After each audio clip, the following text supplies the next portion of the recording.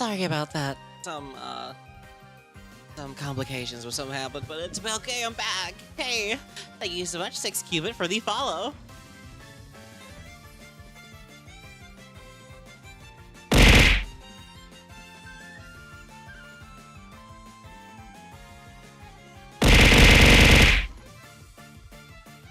Yeah, no, internet did something oofy and kind of took out the stream for a second. But I fixed it. Also, ow. Yeah, no, I don't know what happened, sadly. But I think I'm good. I think I'm back, right? You guys can see this? You guys are cool? Alright, hell yeah. Yeah, Borai really cool. I love them a lot. Y'all ready to see a scrungly fucking rat?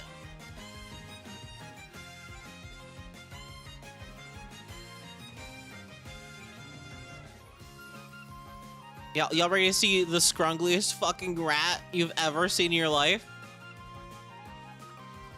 The answer is no. You guys are not ready. All right, here we go.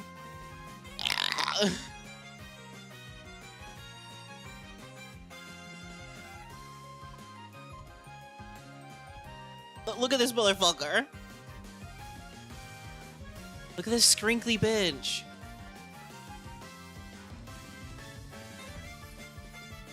These guys are the Prismeni.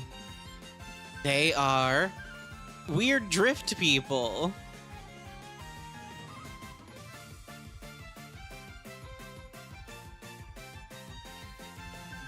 These guys have been like touched by the drift, and they're kind of strange scrunglers. I love them. They're weird. But yeah, they're basically like always like plugged into the drift. And so they have drift energy inside of them. It's another versatile heritage like the Borai. But you're touched by the drift. Like you have drift in you.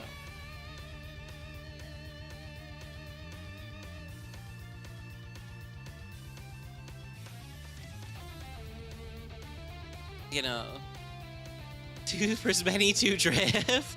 No. I love these. I love the drift. My first ever Starfinder 1E character I played was an android who like has kept her body, like the same body for like 500 years. But like during that time, she was a pilot. She was a starship pilot. She was our like go-to pilot in my campaign I was playing. But she has gone fucking crazy from staring into the drift for too long. Every time she would travel through it, like she would keep her eyes wide open and look everything. She was convinced she had a wife in the drift waiting for her every single time, so that when she would jump to go to other places, she would just be waiting for her there. She was nuts. She was crazy. She was just very much about like the drift, because she was like, that's where my wife is. That's my wife, my drift wife. And she was just super like all in. I definitely would have made her a Prismeni if I knew that was a thing at the time. If it was in 1E, I don't remember if it was or not.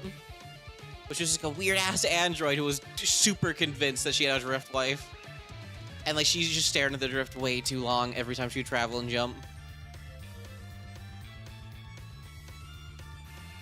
There are 3 more lineages here. Drift touch, 1 action, once per day. You were born in the drift, and now you are leaving, the plane is always a part of you. But they thought you seize a fragment of the drift and temporarily transplant it onto the battlefield as an intangible barrier of colorful light. This shimmering field appears within 30 feet and is straight and vertical, stretching up to 10 feet long and 10 feet high. The barrier grants concealment to creatures targeted through it, and it sheds colorful bright light for 10 feet on each side and dim light for another 10 feet. You can ignore any concealment granted by the barrier. The barrier lasts for 5 rounds. At 13th level, the barrier instead grants standard cover. What is a drift? I don't know. It's basically like, you know how like fast and light travel works in most things. Have you ever played Minecraft?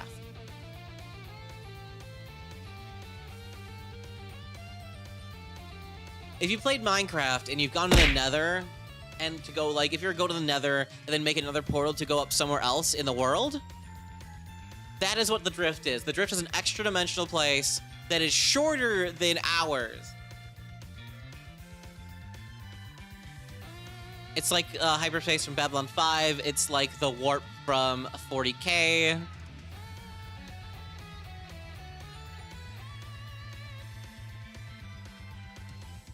It's like you go travel there to go someplace faster because it's way smaller and more condensed, but you'll end up somewhere else if you go back through it. Now there's cheating, spent a jillion years building a subway with shitty unmodded minecarts. I'm sorry. I did the back when I used to play on the Xbox 360 days, before I knew what the fucking Nether even was. Yeah, Drift Touch, you make a fucking wall of drift. The Warp Bug Gay has sold me on Starfinder. I mean, hey, it worked. Spectra Soul. You have a close connection to the Spectra and became a Prismani due to the presence or interference. You can communicate mentally with the Spectra and with intelligent constructs with the tech tray within 30 feet of you. You don't need to share language to communicate with such creatures in this way. This does not give you any special access to their thoughts or communicates no more information than normal speech would.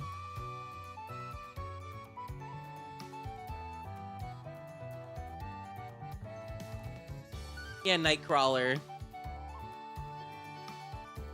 You can talk to robots with your weird brain. Thanks, Drift. And then Triune's chosen. The Triune chose you to become a Prismani. You hold the All Code and its blessing close to your heart and cherish the knowledge and skill it has imparted upon you. The Triune is like it's like a deity in Starfinder. It's like an amalgamation of 3 techie deities from Pathfinder 1st and 2nd edition. I don't remember who they all are. I know it's Cassandra, Brig, I think, and then there's one other one.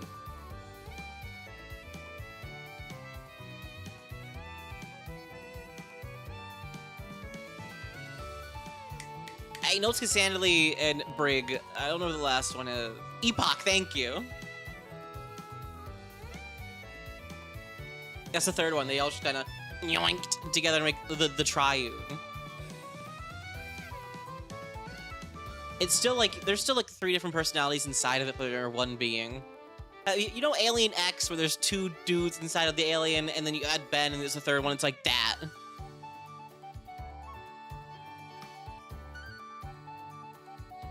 You get Triune's chosen. You become trained in religion and Triune lore. You gain access to the Pulse Gauntlet, and for the purposes of determining your proficiency, the Pulse Gauntlet is a simple weapon. Whenever you gain a class feature that grants you expert or greater proficiency in certain weapons, you also gain proficiency in the Pulse Gauntlet. Epoch was a powerful AI in Avalon who ascended to divinity right after the gap and said, "Want to form a polycule to the other 2?"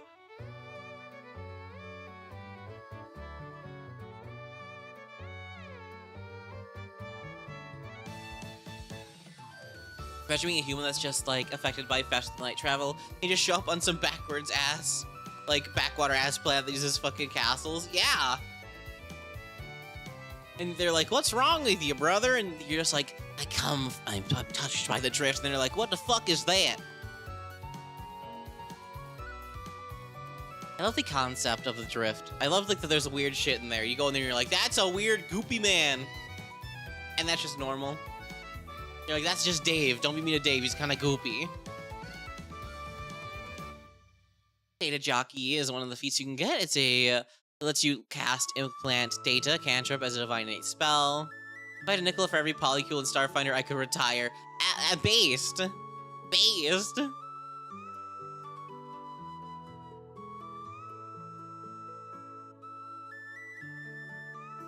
Would a gun be a good maid or a good assassin? Both. Look at Podge. Living Battery. You get the Electric Arc cantrip as a divine innate spell at will.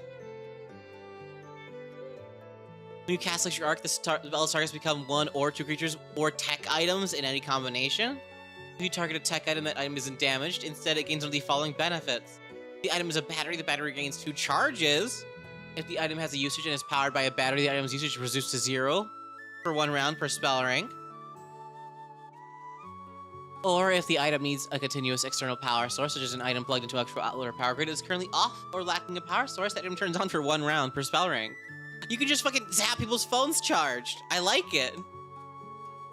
It's that scene from the first Shazam movie where he just walks past people's thing and tries to charge their phone, but blows some of them up.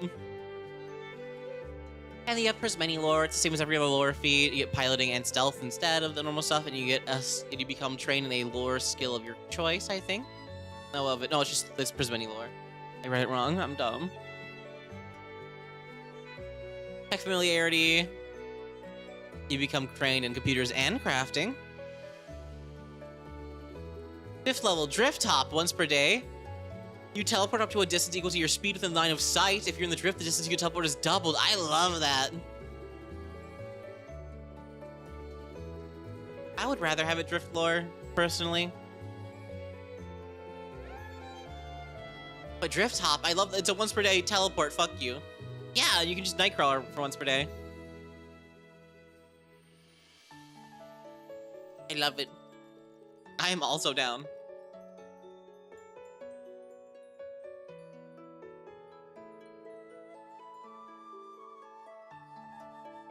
I need drift nowhere so I can know more about my drift life. Electrical shielding. You get electricity resistance equal to half your level, and you get the redirect current reaction. Redirect current is a reaction once per hour. The trigger is you are dealt electricity damage, and your electricity resistance doesn't reduce this damage to 0. After being shocked, you seize electricity coursing through your body and redirect to another creature within 30 feet, avatar style. That creature cannot have already taken damage from the effect that damaged you.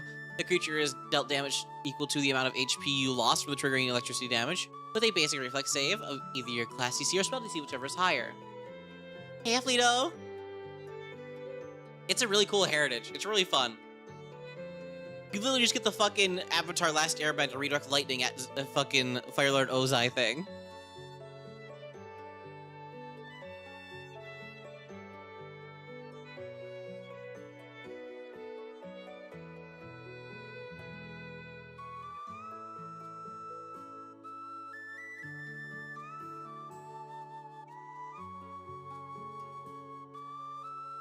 How do people become Prismeni?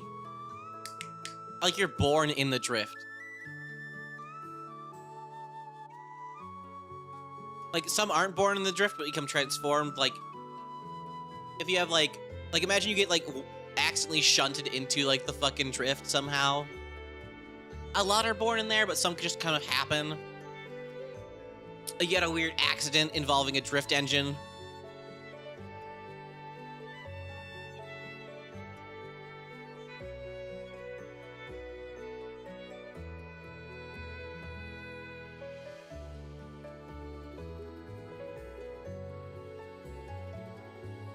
I would like a drift touch archetype at some point. That'd be fun. Or your parents have another type of accident in the drift. Turbo is a drift touch snail? Shut up! No, I don't want to think about Turbo!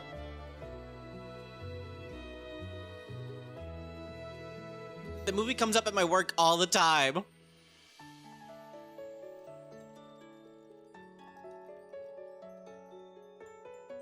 Tech Caster. You can gain the delete and supercharged weapon as a first rank divine innate spell. You can cast each of them once per day.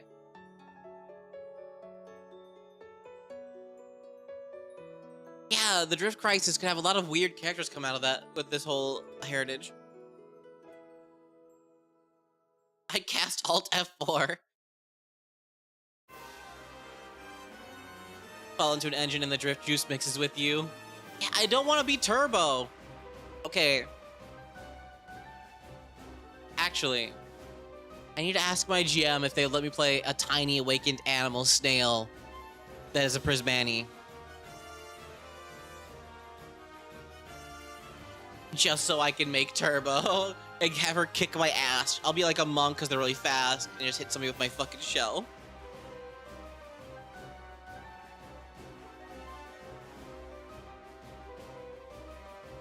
Nah, the soldiers are too slow and chunky. I need to be extra fast.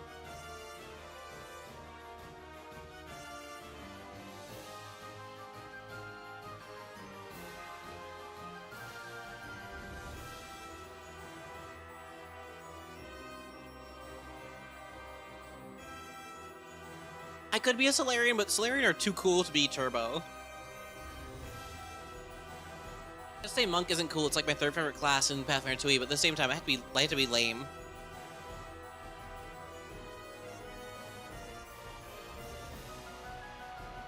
Attach the gun to your shell. Do they make tiny-sized missile launchers? Like, how does that work? Do I just rip it off of a toy battleship?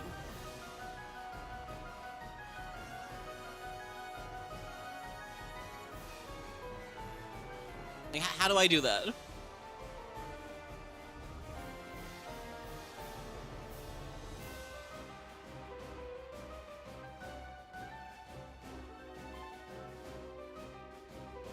Do you think Pixie's airstrike? I mean, I guess.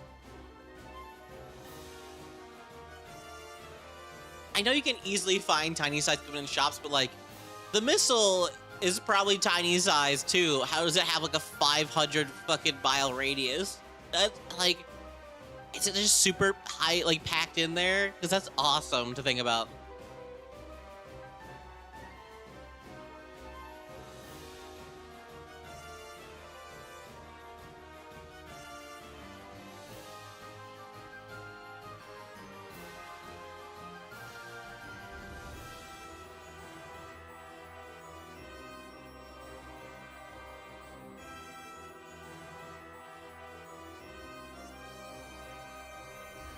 I like this next feat, verbal transmission, as a one action once per hour.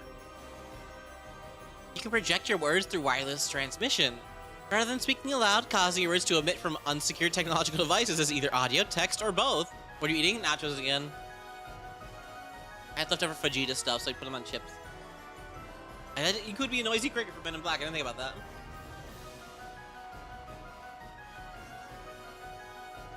Hey, you can be a VTuber. For example, your voice could emit audibly from an intercom or appear as text in a vid screen or holosign. Select an unsecured technological device within 100 feet of you. For 1 minute, you can choose to transmit anything you say through that output device rather than say it out loud. You can change which device you use as an output as a single action. Doing so does not extend the duration. Imagine being a content creator in Starfinder while adventuring. I did that. I played a Vesk Solarian who always had a camera on her, like filming her at all times, because like post the whole like Pact World Veskarian war that they had going on, I imagined that like a lot of people on Vesk are sad that they can't really go out and conquer a bunch of planets anymore, so she just streamed her own violence to other people that were watching at home, to like hundreds of people. As like a way to be like, man, I'm not fighting, like, I'm not be able to fight stuff, but I can at least watch my Vesk queen that I give all my bits to, all my credits to, kill these guys for me in the fucking Drift Crisis, and or like, what was the like Drift Crisis, or like, which one was that one where you fight the Aslan? What was that one long adventure path? It was like that. I love it. It was really fun to play.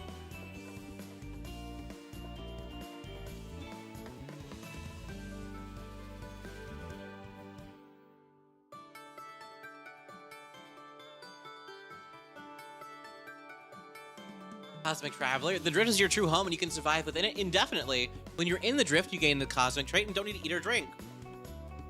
While you're in Drift in a vacuum, you gain a fly speed equal to your land speed. I guess the Ion Throne, that's the one, thank you.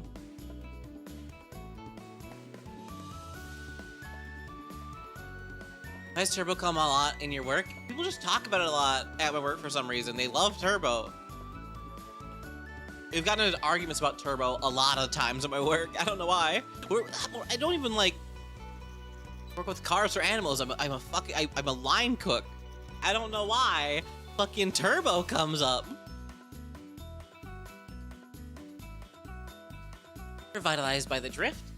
The Drift revitalizes your spirit and restores your vitality, healing your wounds. If you rest for 10 minutes while within the Drift, you gain HP equal to your Constitution modifier plus your level. I mean, times your level. That's a lot, actually.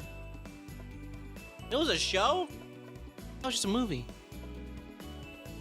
Once per hour, you can focus or meditate on your inherent connection to the Drift as a 10-minute activity that has the concentrate and exploration traits.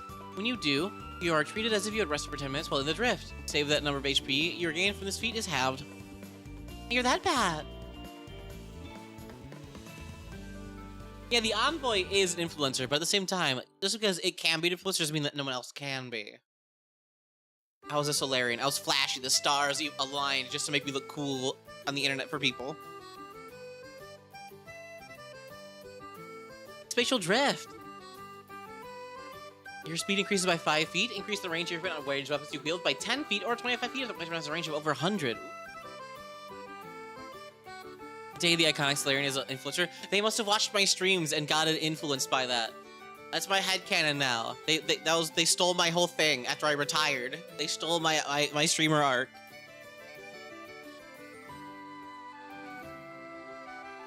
Every time I hear Solarian, I hear Solarian, and I think Mass Effect. That's fair.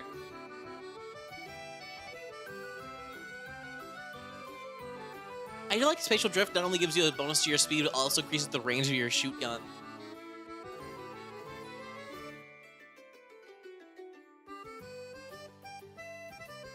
Solidarian, veggie chef base class. No, I don't want to make salad.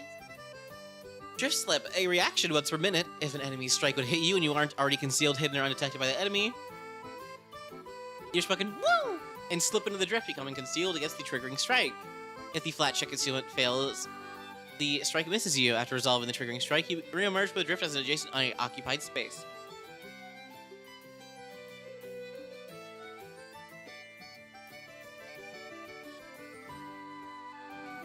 Adventurers can also sell their memories to VR companies. So they could. Oh, that'd be cool. Actually, that's probably why my Solarian Vesk lady sold out.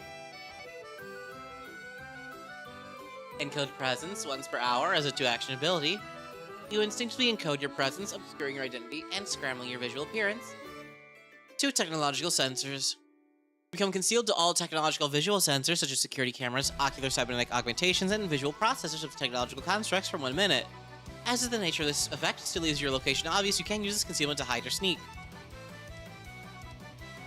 First idea for the playtest is a Lishun Taporai Spotlight Envoy icon, who is a pro Gritho influencer. Are they gonna look like the lady in here? Like, are they gonna look like this bitch? Because if so, bet I'll hang out with her.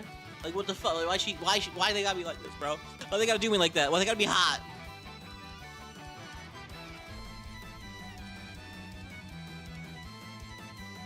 I was inspired by the art, yeah. Frequent drifter. I can't talk. Frequent drifter. If you have drift hop, your connection to the drift is strengthened, allowing you to travel through it more than once. Your frequency goes to 1 hour instead of once per day. To figure out what my salvager would be best suited for backgrounds. The backgrounds are right after this whole Prismani thingy, so we'll see in just a second. Guess what streamer I got a gifted sub just now? Who? Scrambled Tech. You can get the Discharge as a 3rd rank Divine Innate spell. You can cast it twice per day. Drift Strike, I don't know what it does, it just sounds cool immediately, so I automatically love it. 1 action. Once every 10 minutes, if your last action was a successful critical hit on a melee strike against a creature. Oh, is it Callie? Hell yeah. You launch the triggering creature into the drift to reposition them across the battlefield. Dude, that sounds awful! It's literally that scene from Doctor Strange where the fucking... You just punch them through the drift. You just send them into another fucking area. Like, just send them to the drift. Fucking throw them away. Like, ah! I just throw them through, like, a portal and they just come out in the other end, like, worse. You have to make a will saving throw to determine how far they can get moved to. Yeah, I'm thinking of Spider-Verse. I'm not. I'm thinking of fucking Doctor Strange. And also, like the movie Doctor Strange right at the beginning. And also, what's it called? Like Heimdallr in Smite, their ultimate, where they send you fucking drifting through a bunch of shit and fucks you up. That's what I think of. And that's mean. Spectra Ascendant, if you have the Cosmic Traveler prerequisite. By the quirk of your bloodline, the interference of powerful spectra or a Triune's blessing, your body has been flooded by the essence of the drift, transforming you to a spectra. You cease aging, you gain dark vision, the cosmic trait, and a fly speed equal to your land speed. While you're in the drift, your fly speed is double your land speed. Once per day as a 2-action activity, you can fire a powerful laser blast a 120-foot line dealing 7d12 fire damage with a basic reflex save, as he concentrate, fire, light, and manipulate traits. Damn, bro! I don't want to become a robot. I'll stick with the punching through dimensions thing. I don't want to become a weird robot. Is immortality at what cost? I like being hot. I can't be hot and a robot. I mean, I guess I can. Androids are pretty hot.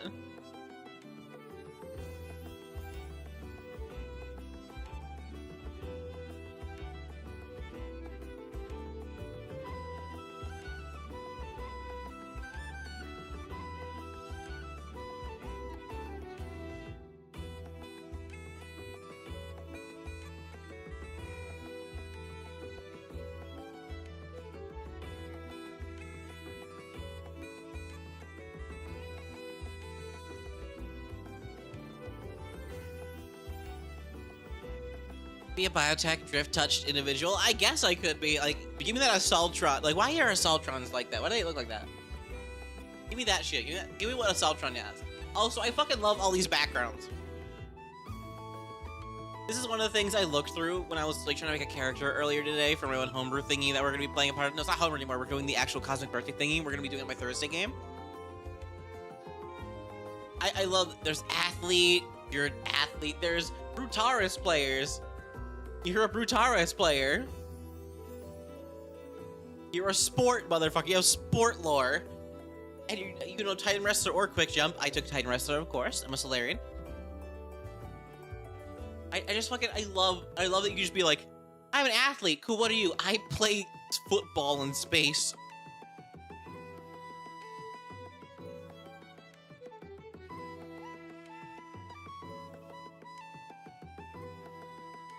I love rolling sports lore in my live stream game asking if bees can lift. Best recall knowledge ever. Fuck yeah, bees. I love that there's a deadlift skill feat for athletes, and then in this one you can get Titan Rest. It's literally like evil spiky space football, and I love Brutaris. It's like if football was cool. There's like obstacles everywhere. I love it. City slicker, you know, you're just hang out in the city. You're the everyman. Cleaner, like when I first saw cleaner, I was like, oh, I'm a janitor. No, I'm a cleaner, like from the mob. You get rid of all traces of crime from somebody. And I love it. Comedian. I look at these backgrounds. I was like, what are they gonna be? You're the guy John Wick paid, yes. Like, when I went into this, I was not expecting football player, comedian. Where's the one I was thinking of? I didn't expect you to be a grifter. You're just a con artist who uses like blackmail and shit like that. You're literally like a fucking... You're literally like a weirdo on Twitter trying to like stir up some bullshit to get fucking interactions to get that Elon money.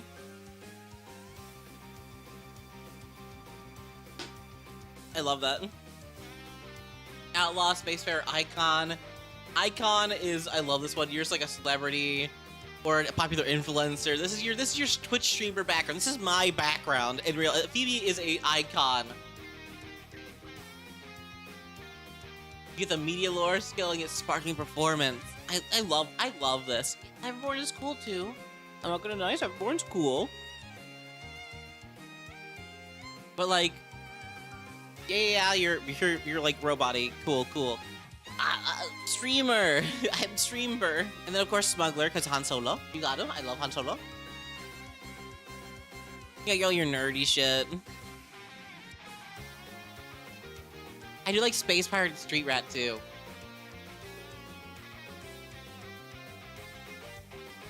Space Pirate is... I just love the evocative image of a Space Pirate. Like, his piracy is rad.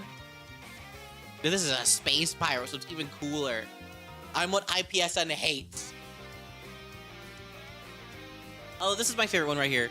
This is my all-time favorite one of these backgrounds. Tech support. I've sent it to so many of my friends who are IT people, because of course they are. And they're all like, I hate that this is great.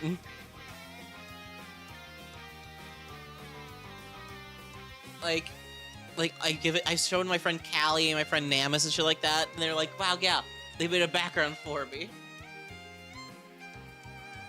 And no, this is also good right here. Big gamer. Gaming is more than just a hobby to you.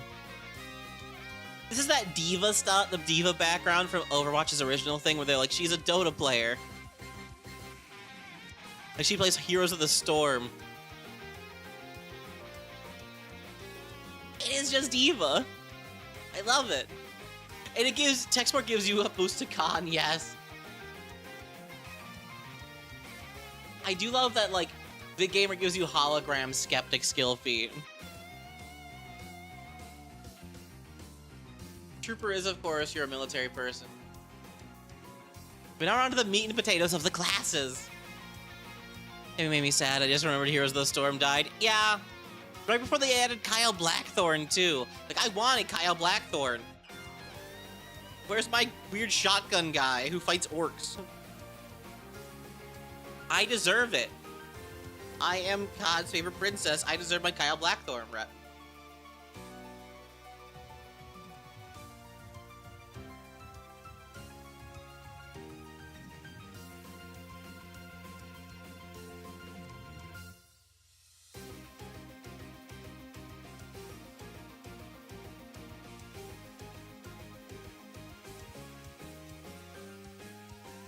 Hot Stint Dio's murdered? Yeah, that's what. Yeah, you die when you're killed.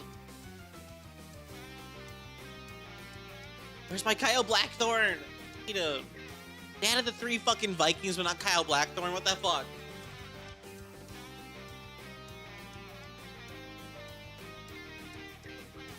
So, which class do you guys want to start with? There's Mystic, Operative, Envoy, Solarian, Soldier, and Witch Warper. Hey, Bullfur. Envoy is a charisma-based class that does cool, like, commanding stuff. They follow their own lead to go and give people buffs and yourself cool abilities. Mystic is a wisdom-based class. It is a cool, like, healer. It has, like, a network of healing they can go and, like, restore HP to people from or use. I don't want to go in alphabetical order. I want you guys to decide. Hopefully we want to say that works instead. It does. It's also more fun to say Bullfur. For alphabetical OCD, okay, we're gonna start with the Operative.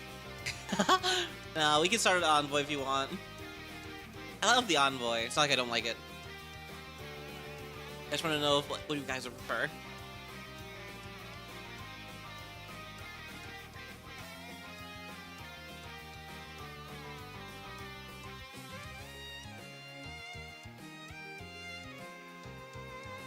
I've only really looked at the Solarian so far. This is one I have the most experience with, but we can go for Envoy first. Why'd they have to make the fucking Envoy iconic a baddie? They will kill me. I will die.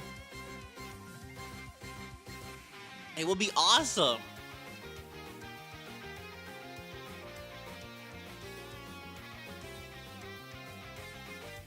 I never looked at any of the iconics in Starfinder 1E, sadly. I never really knew the iconic things existed. Your key attribute is Charisma. Get 8+ Con mod. I like in our Pathfinder Tuesday sessions, my Gripply may be the reason the Bagman myth exists. Hell yeah.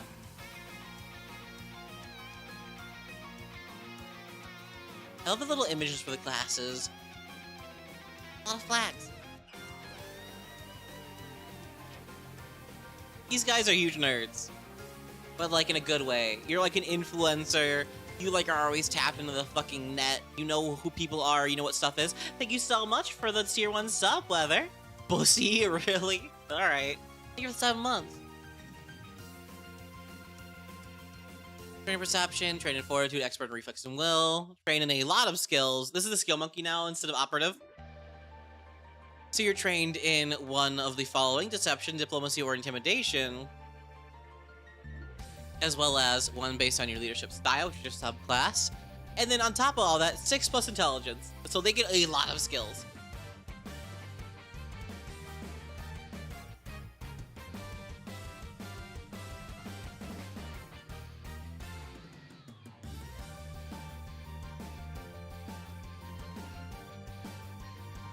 Pretty simple in martial weapons and only in light armor and unarmored stuff. This class is all about issuing directives to your friends and your homies. And if your allies follow what you do, they get bonuses on stuff. And if you follow your own orders, you get bonuses on stuff and can do something extra for them. He has a bonus. He has a habit of somehow getting in different party members' bags of holding and can kind of teleport in between each one. At least only the bags of holding owned by his allies. That's kind of cool. He'll become a weirdly lanky band though soon. Yeah, you have directives. That's what they're called. We begin with my favorite directive ever. Literally, get him! Go get him! Get him! Get his ass! Get him! It's a one-action directive. You point to one guy and you say, get him! And the creature takes a -1 penalty to their ACs and reflex saves until the beginning of your next turn. And if you yourself, on the same turn that you use get him, attack them for the end of your turn, you gain a bonus to the damage rolls against the target equals a 1+ half to a charisma modifier. And you're always getting a +1 bonus to damage rolls against the target as well. And then as your envoy level increases, so does the damage increase. Hey, we need a Starfinder builder. There's Demiplane. Demiplane has the playtest stuff, and so does Foundry VTT if you have that, or a part of the game inside of it. No path builder theme for Starfinder to just yet. But seriously, just the fact that it's not called single out or something like that. It's literally get him, get his ass, get that man, kick his ass, beat him up, fuck him up, get him. I love it. I just want to shout random things at my enemies now.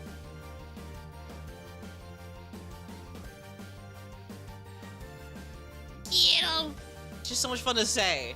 It's like when you see that fucking Steve Harvey on fucking Family Feud being like, kill! It's like that. It's really fun to say. Just fucking kill that man. Get him. Yeah, Starfinder 2e stuff is a module you can add to Pathfinder 2e right now. Currently, it's really good. I used it this morning to go make a character for a playtest game I'm going to be a part of.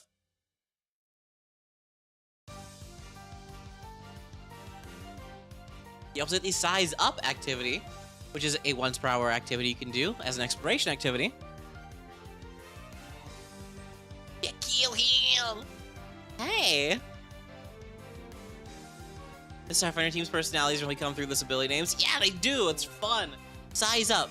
You spend 1 minute observing a specific individual, 10 minutes for searching a specific individual on the infosphere, which is the internet, and then 1 hour networking and gathering information about a specific person, a settlement, or appropriate location that they frequent.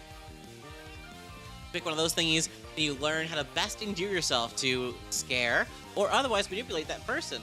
You pretty much dox them, and you get information from them, so you're like, this guy definitely goes to this part of town at this time of day.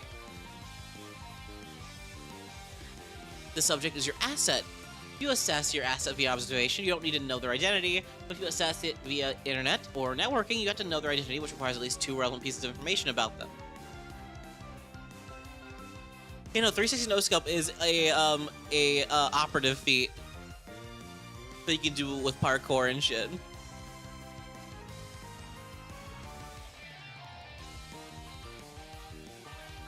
It's a good. I love the feat names. I love the feat abilities. The Starfinder team just gets to have a good time and be goofy and be cool and fun. I love it. I'm glad that they can do this and have a good time.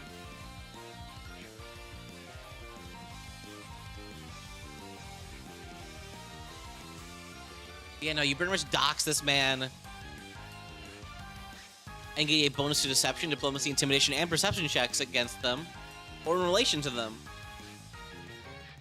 You pull up their internet search history, and they're like, "Oh!" and you have a bonus to intimidation against them, and also a bonus to recall knowledge checks. You can maintain a number of assets equal to your charisma modifier, or if you size up somebody else, your new asset replaces the previous one. I love the thought that you're gonna have charisma is the main stat of this class. You're definitely gonna have maximum of like at least 4 or 3 in this stat. So you can just have 4 people you can be like, I know where you live. I know your password. I know your email. Was it you who searched for Lashunta caught by 3 vests, Mr. Senator? That's basically what you do. You fucking dox this man and blackmail them, and I love it. And on top of all that, you get the Saw It Coming free action, which has the trigger, you're about to roll initiative against an encounter in which your asset is one of the opponents. You get a +1 bonus to your initiative roll and can immediately do one of the following: interact with draw weapon, step, or stride. You just dox a man, find out all of his shit, find out he's cheating on his wife, use that to like as a diplomacy bonus, and then shoot him in the mouth later. Easier with Saw It Coming. I love it. You also have a bunch of different leadership styles that like are your subclasses. They give you different acts of leadership than a specific skill that you're trained in on top of it. And like little perks and bonuses for each thingy. They're very, very like, what's it called? Different. You know what you didn't see coming though? I do not. Is it more fire? I hope it's not. That would hurt.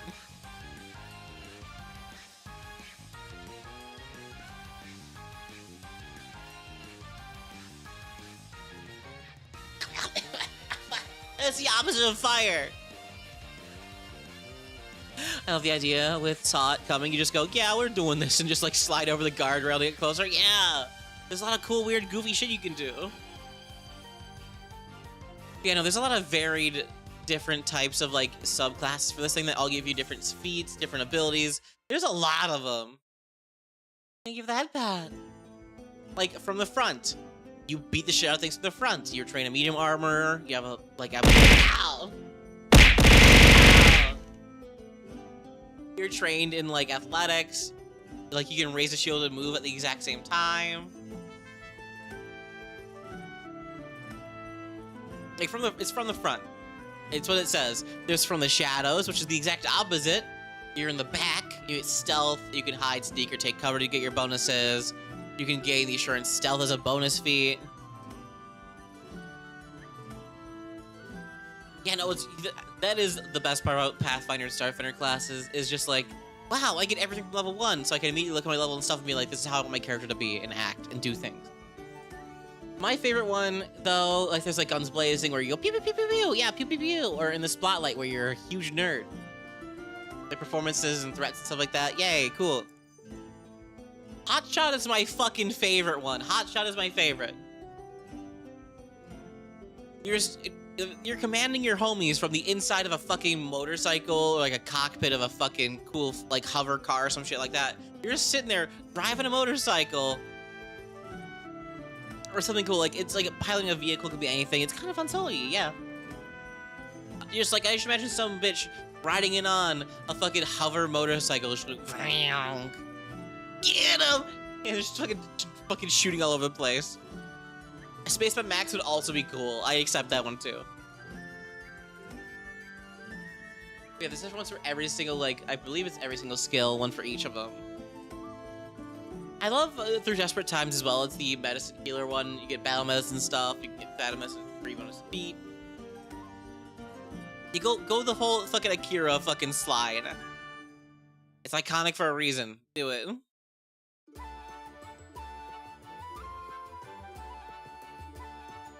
But like, I also love Infosphere Director. You're just a huge nerd who just spends their whole time on the internet. Just like doom scrolling on Twitter. Finding about the news and shit. I love the idea of that. It's really funny to me. I feel seen. Yeah, there's a video gamer background. There's an Infosphere Director, like, envoy subclass. You're a weird, like, jellyfish, so you're a Barathu. Like, you're just a huge nerd. Hotshot's my favorite just because, like, motorcycle girls are hot. Okay. That's it. That's really...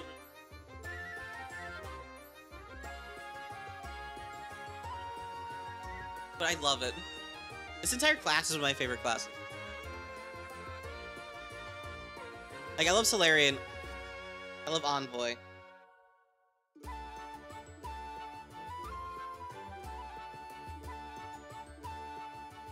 Wynn's evolution is coming.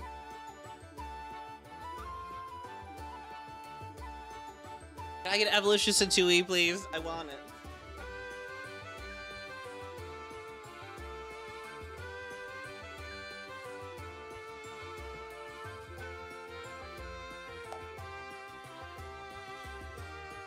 Good night, Norman Nolan.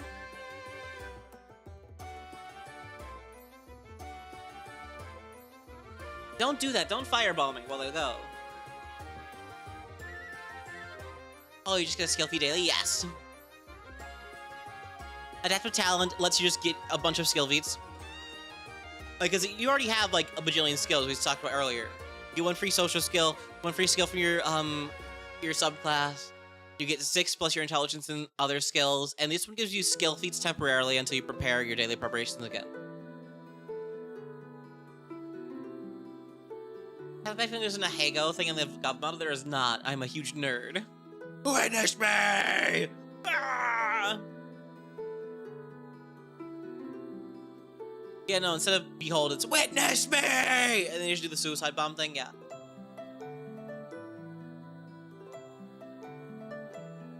I want evolutionist. I want to be a big, weird, goopy lady. You can use this effect that temporarily gives you access to other abilities, such as taking multilingual to temporarily learn new languages. As your envoy level increases, so does your ability to adapt to situations. 9th and 15th level, you can increase the number of skill feats you gain this way by 1. You can use feats that you temporarily gain through adaptive talent. As a prerequisite for other feats, you can temporarily gain through adaptive talent, but you can't use them as prerequisites for permanent character options. It's like the what's it called? The fighter in Pathfinder 2E's like combat stuff you get for free, but like for nerdy skill feats. All the new friends. Vice of the game is also a really fun one. You get a bonus to perception DCs against attempts to lie or feint you, because you can just see through that shit. And if it's against your asset, you definitely know they're fucking lying or something like that, so you just take a +2 instead of a +1. Rathu Prismani Envoy, that is a video game where they cheat because their tendrils give them the ability to press multiple buttons at once, not because they needed macros. Practice Influencer is a 5th rank thingy once per day as a free action.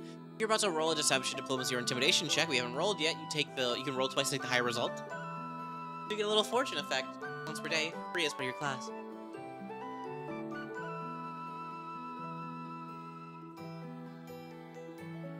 And then Improvised Mastery is also a really good one. It's another free action, another once per day. If you're about to attempt a skill check using a skill that you don't have master proficiency in, but you haven't rolled yet, you can just get master proficiency in it. You just immediately give yourself master proficiency, and you're like, cool, I know how to do this thing temporarily once per day. I love that. And it's really cool once. 7th level, you get another directive for your homies. Steal yourself. You can spend 1 action to brace for impact. Yeah, until the beginning of your next turn, you and an ally within 60 feet of you who can sense you can spend 1 action to brace for impact. This action has the concentrate trait. Whoever braces for impact gains the temporary HP equal to your charisma modifier plus half your level. Lead by example for it is, if you yourself brace for impact for the end of your turn, you and your allies who brace for impact for the end of your next turn, the start of your next turn, also get +1 bonus to your saving throws against effects that deal damage for 1 minute. Little baby bulwark on top of it. It's just a little defensive one, so instead of kill, there's fortify.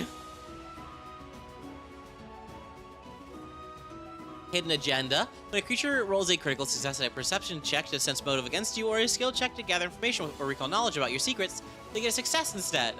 When you roll a critical failure and a saving throw against an effect or ability that would read or reveal your thoughts, you get a failure instead.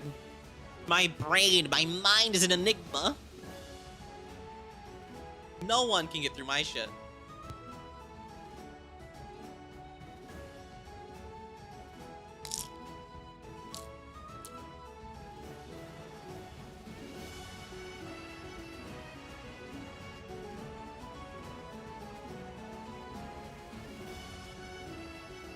Savvy Influencer, if you roll a natural 1 on a deception, diplomacy, or intimidation check, you don't automatically reduce the degree of success. Which means you can only get a critical failure if you're below the DC by 10, which will rarely happen for you. as the super charisma skill monkey class.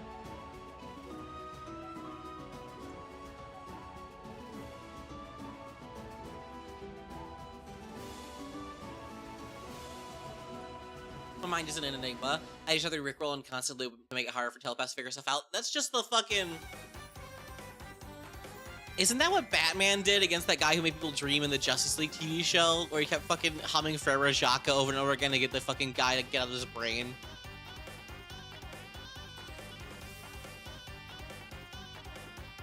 At 13th level, there's Effortless Influencer.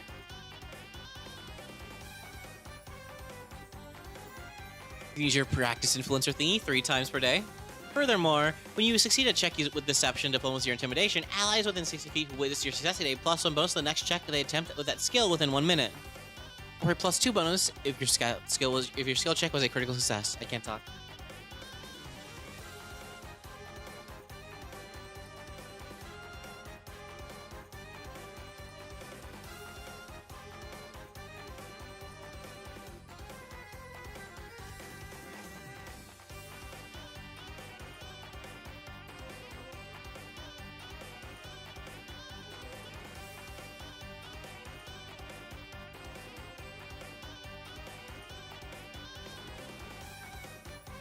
I really like Tactician, or I guess the show them what you got directive, but like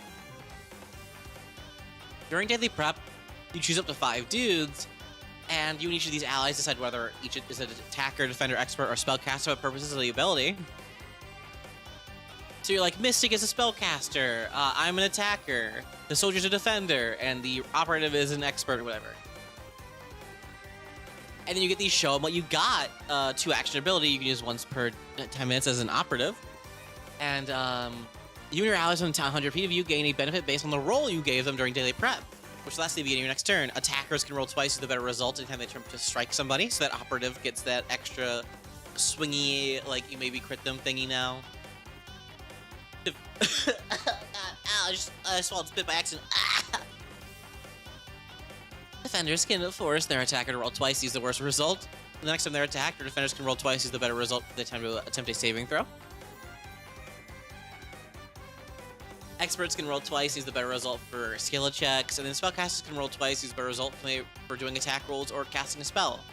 Or they can force one target of the spell to go and roll twice on their saving throw and take the worst result. And if you lead from example, that's just the baseline stuff. If you lead by example from your own thing like that, each of your allies within 100 feet of you who chose a roll during daily prep gain 10 HP equal to your level, which lasts for a minute. Good night, Club Crusader. Have a wonderful night.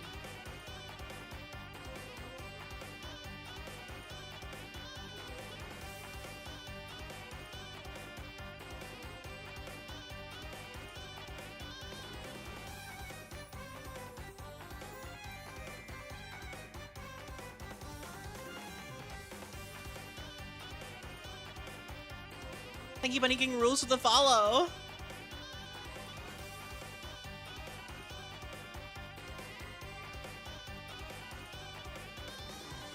Sorry, too. Woo, been wanting to try Starfinder. Yeah, the Starfinder 2 playtest dropped yesterday. We're going over some of the classes now. I'm gonna start prepping for my PF2 session. Have a wonderful night, y'all. Bye, I'm Walking Dead. Have a wonderful night. Kill your players. Legendary improvisation is pretty great. It provides mastery triggers on skill checks using a skill that you don't have legendary proficiency in rather than master proficiency, and it grants you a legendary proficiency for the triggering thing rather than master. So at any given time, once per day, you can be like, hey, I want to do the skill check, it's legendary now, fuck you.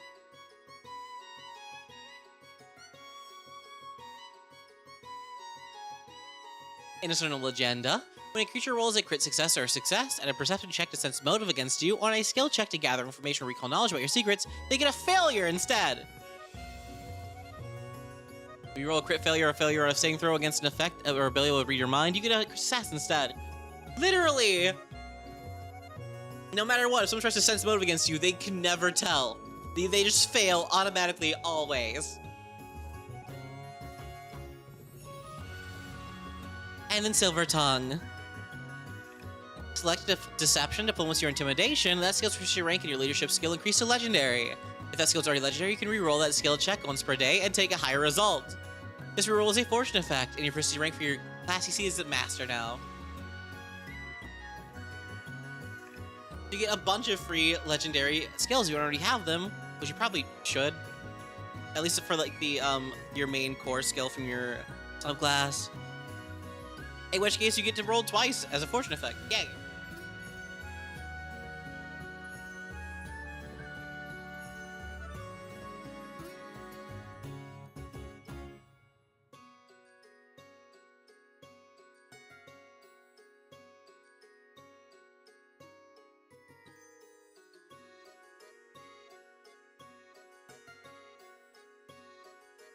Down to all a bajillion feats. I know what a lot of these do. So go over my favorite ones. I don't want to go like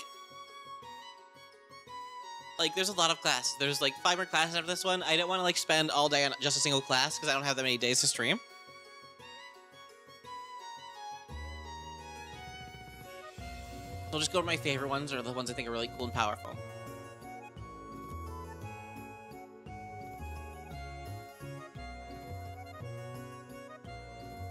Pardon Me and Quip are some of my favorites from the playtest, or at least the field test. Pardon Me, if you're at least trained in Deception, you can use Deception instead of Acrobatics to tumble through somebody. And when you tumble through somebody successfully using Deception... Rude. And the person whose like space you tumble through, they're suppressed until the end of your next turn. Somehow, I would, but I gotta go to work on Monday. I only have 3 more days, including today, to go and stream. Oh yeah, no, the fucking Don't Die On Me, get in there, take them alive. These names are fucking awesome. I love them all. Get your head in the game. There's so many good names for all these different fucking feats. Part of me is so funny. It's literally like, excuse me, pardon me, whoop, whoop, whoop. And just fucking tumble through somebody's space and also make them suppressed. Whip is a fun reaction if you're training Intimidation. If somebody is damaged within 30 feet of you by one of your friends, you demoralize them as a reaction. You just taunt them. You're like, yeah, that's right, motherfucker. Get fucked up. I'll destroy you, huh? Just scare them. I love it. Take them alive is a really cool directive. You can make anything non-lethal without taking the penalty, including spells that don't have the death or void trait, but you can still make somebody's spell non-lethal. Hit them with that fireball, it's non-lethal now. Hit him with the atomic death blast one, non-lethal now. The radiation will kill them, but still not. The explosion doesn't kill them.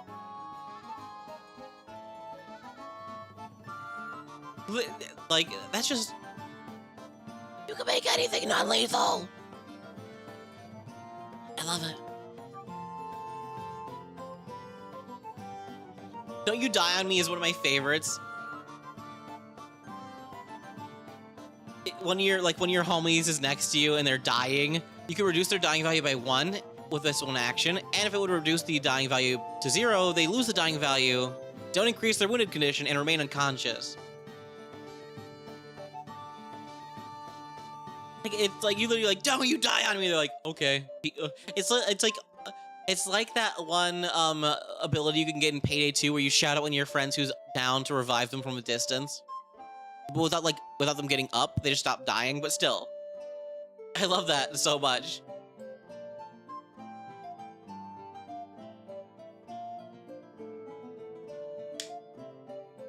Get the fuck up! And they're like, yeah, boss, okay.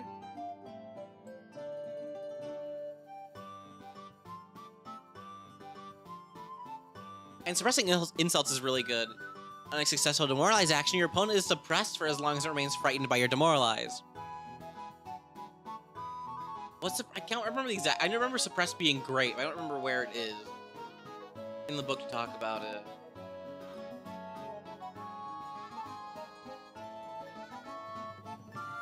Where's suppressed? I don't remember what it does. I know it's really good, though. Where are the conditions at? Fuck. There's table contents.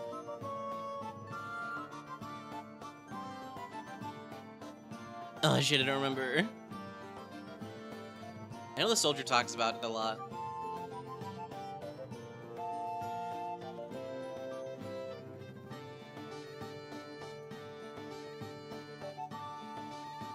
Suppressed. Suppressed is a condition often applied by a soldier when using an area or automatic weapon against targets. You take a -1 penalty to attack rolls and a 5-foot penalty to all your speeds. Thank you. I remember being hot, like fucking super fire.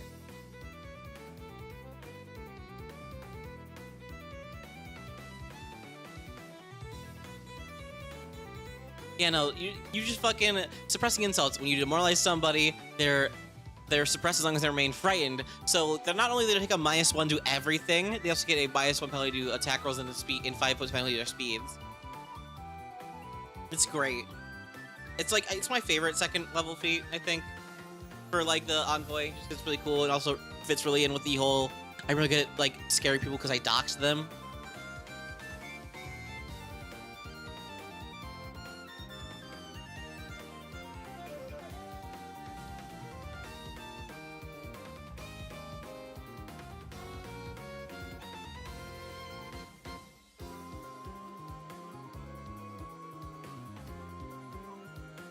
Not in the face is my favorite fourth one. You can probably guess what it does. As a reaction, when a creature targets you with a melee attack, as long as you're trained in deception, you wave your arms to shield your face from harm and cower, acting meek and pitiful like a kobold does. Attempt a deception check against the triggering creature's well DC. After the effects conclude, the triggering creature is immune to dot in the face for 1 hour. On a crit success, your attacker has second thoughts about hurting you and thoroughly thrown off. They take a -2 penalty to the attack rolls and damage rolls against you to the start of their next turn. On a success, it's a -1 to the attack rolls to the start of its next turn. Failure is a -1 to the triggering attack roll, and then crit failure is nothing. I would immediately put this onto like a Skittermander envoy. I'd be like, no, I am but a small Skittermander, and they're like, I can't hit this thing, it's adorable, and then you shoot them.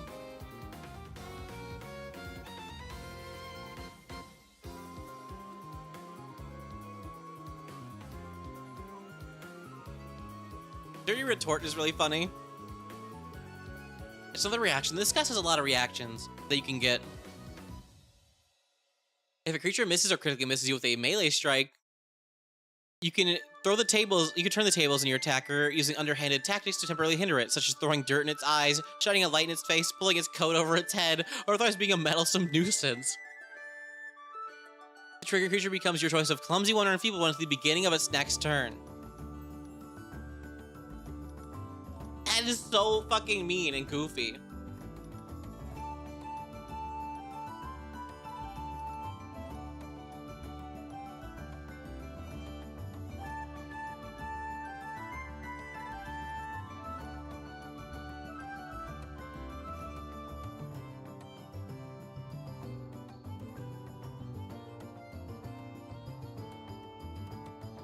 Huh. My phone's dying. My iPhone camera thingy is dying, I guess. I guess I accidentally left it on overnight. Shit. Oh well.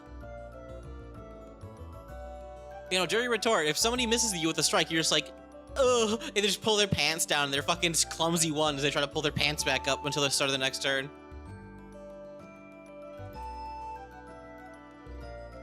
Hang in There is another one that's kind of like this, similar to like what I was talking about earlier with the whole payday to get up motherfucker type thingy.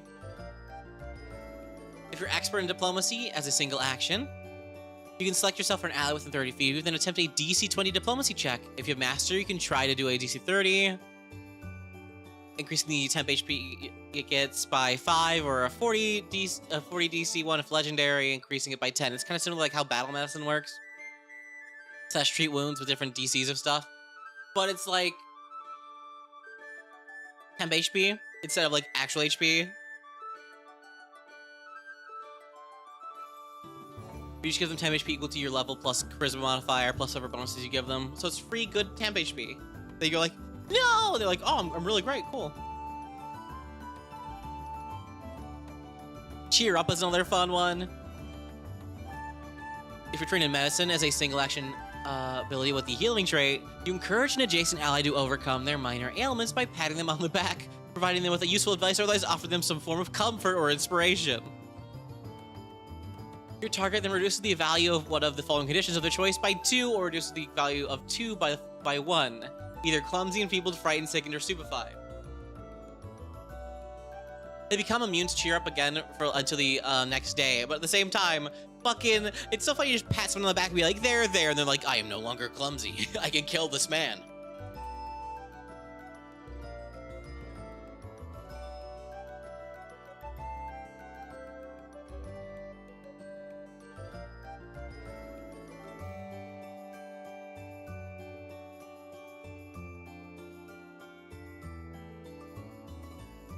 Pat the back, cures food poisoning. Exactly, you're just like, pat, pat, pat, and they're like, oh, I'm better.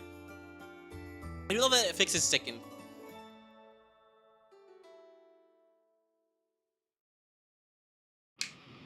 Sidestep is also really fun. It's a reaction. Like I said, they have a lot of reactions. And if attack roll for a strike target you fails or crit fails, you step out of the way of the attack, letting the blow continue to creature next to you. You redirect the attack to another creature of your choice that's adjacent to you and within the reach of the triggering attack. The attacker then re-rolls the strike's attack roll against the new target. You just fucking just deflect the fucking blade or whatever it is, like the pain glaive, into the enemy that's next to you as a reaction if they fucking missed you. I love it. Cut 'em deep is really funny. If you're Master Intimidation, when you roll a failure on a demoralized action, you get a success instead, but it can still crit fail. That alone is strong. Like, always nailing the -1 to everything on the enemy sheet is already strong. However, when you successfully demoralize your asset or the target of your get 'em, the target doesn't become immune to your further attempts to demoralize them. I'm gonna spam the fuck out of this at my get 'em targets. Get 'em! Eee! And just scare them infinitely.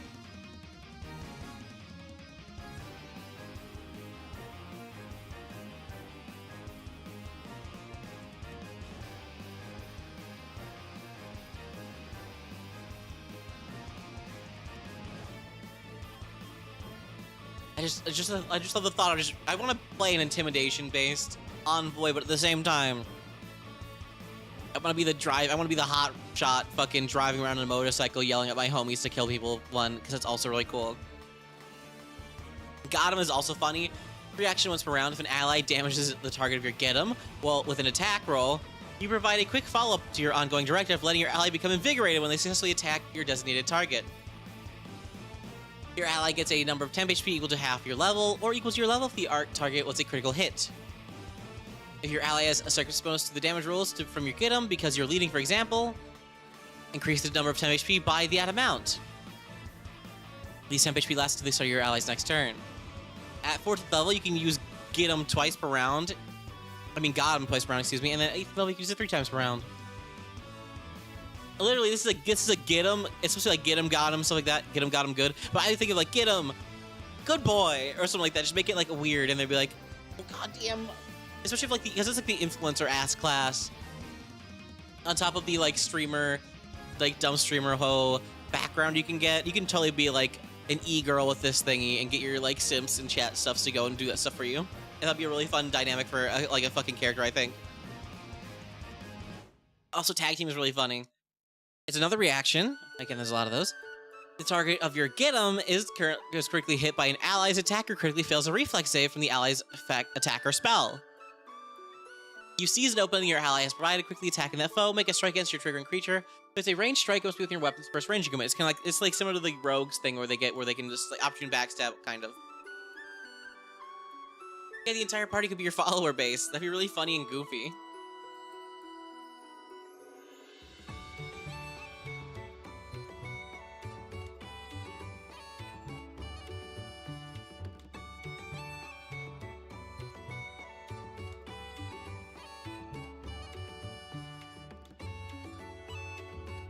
I just got jump scared by this fucking rat, not gonna lie. I was not expecting the rat to be there. I was like, oh yeah, scroll down from our feet, it's a rat.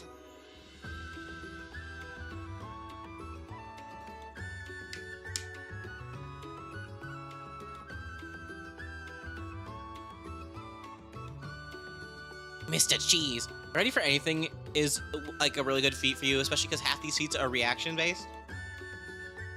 At the end of each of your turns, if you didn't use an envoy directive that turn, you gain one additional reaction, which you can use before the beginning of your next turn for any envoy reaction.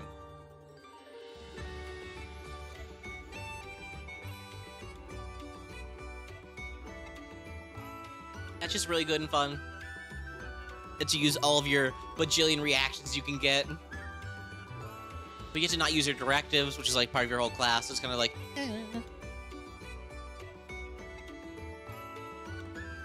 I always end up leading the party, and despite my best efforts, and I usually play a phase character. So yeah, it does sound like a perfect fit for the envoy. It's its whole shtick, so go for it. It's also really fun in actual play, from when I played the field test with it.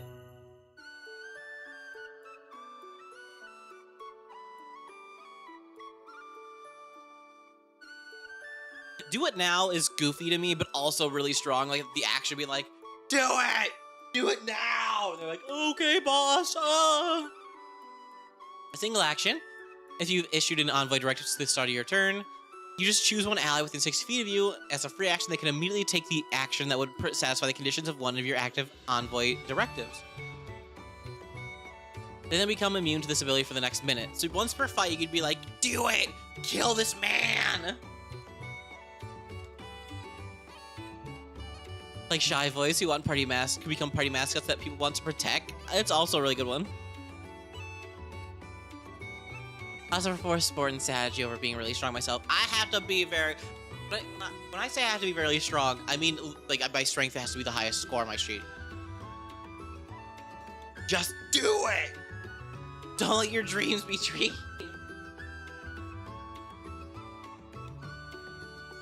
Down to the Wire is also a really good one. It's another reaction. But the trigger is, you complete the last action on your turn. Your turn has not ended yet, and you issued an envoy directive this turn, but have not led by example yet. Think of a head pat. As your reaction, you can use a single action that would satisfy the conditions of lead by example for one of your envoy directives. If you use this action to attack, the attack uses your multiple attack penalty as normal. So basically, you can just do a bunch of shit, and you're like, oh shit, I forgot to do my actual lead by example to give you guys bonuses. I'll do it right now.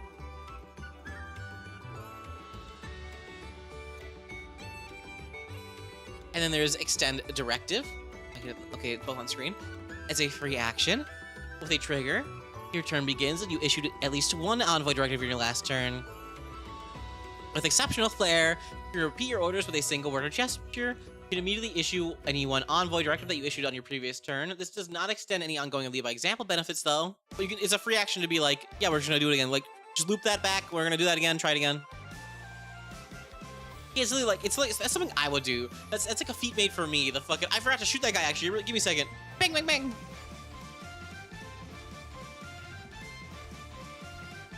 Get Them is just good. But so is fun. Like, the 8th level feats are both just too good. So it's like really hard to pick between the two that you want. Get Them. When you use Get 'em, you can choose any number of enemies within range instead of a single target. So you can be like, get them! And there's like 5 dudes that are like, oh, and you just fucking beat the shit out of them. And then Follow the Leader is your allies implicitly trust your orders. You're always considered to be leading by example for all of your active envoy directives. Both these are just really fucking good and really fucking strong. And it's a really hard choice between which one I would take at 18th level, not gonna lie.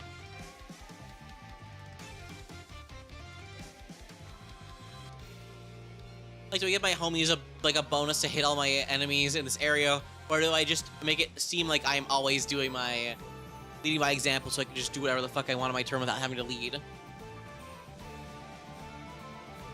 I don't have extensive, like, playing of the envoy just yet to see which one would be better off to take. If there's, like, a better use case for one of them.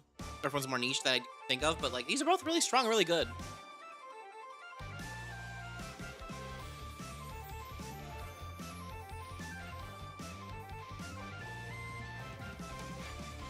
Unless the adaptive is the exact same as the fighter endless feat that lets you just have, like, your different, like, features instead of, like, class features, it's skill feats again. You're giving your followers bonuses to hit all your haters. Like, stop making this influencer e-girl thing character I have in the back of my head actually work, okay? I don't need to actually make this thing now. And then True Leader is a once per turn. You can issue an Envoy Directive as a free action. It's like a little hasten type effect that you can normally do, but instead it's just to go and use an Envoy Directive. These are both really good. But like, these 18th level is super strong. Comparatively, in my opinion, because both of them are just like, wow, this is great. Yeah, that's the Envoy. They're a skill monkey. They have a lot of stuff to get their friends to support themselves and stuff like that, and support your homies. I love all the different fucking subclasses. I love the fact that like one of them is literally about piloting, and I was like, how are they gonna make piloting work as a skill for this fucking subclass? Oh yeah, motorcycles, personal hover thingies. Just get in the car, get in the van. I want to make a hotshot Envoy who's just a soccer mom from Wisconsin, like Space Wisconsin, is like, get in the car, fellas. Come on, we gotta go. We're gonna be late. We're gonna be late. We can't be late, guys. Come on, we gotta go. Oh, you guys, don't worry, guy, about snacks. I have sandwiches in the back. I got like a Capri-Sun all in the back. Like, I just love the thought of like a fucking soccer mom just coming up. I got little orange slices in the bags back there. Don't worry.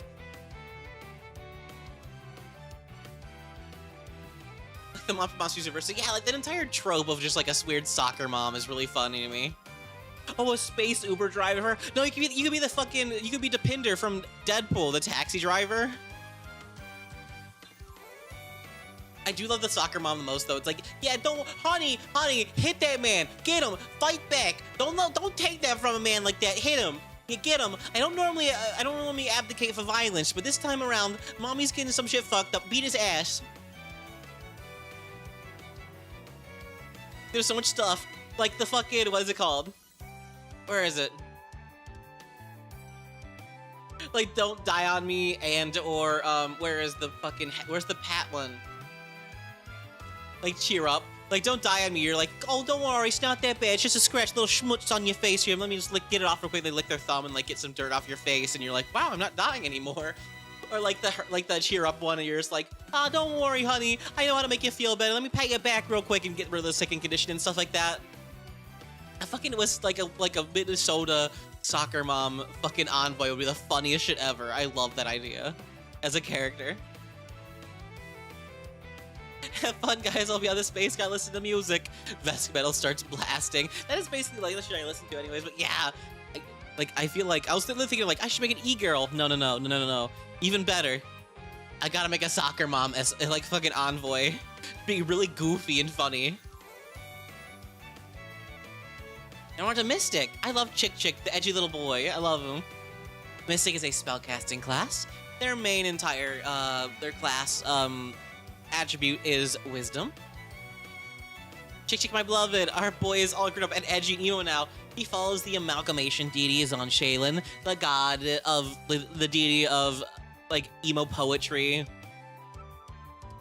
Hot Topic. You know, when you've seen like a person like when they're in high school want to be like edgy and like prick their fingers, like put some of their blood in the paint, and they're making this that type of thing. Just edgy, and there's a sun. There's a little child in the fucking disc. Not disc, what's it called? Like the cylinder. He's just a sad, edgy boy who plays video games a lot. Little baby. The Mystic is a really interesting healer type class. It has an entire network. Also, I love the fucking different pictures of like the classes. Like the little symbols they have. I gotta suck them out of this playtest PDF just so I can put them in my Discord as roles, like with the other roles I have for the Pathfinder classes.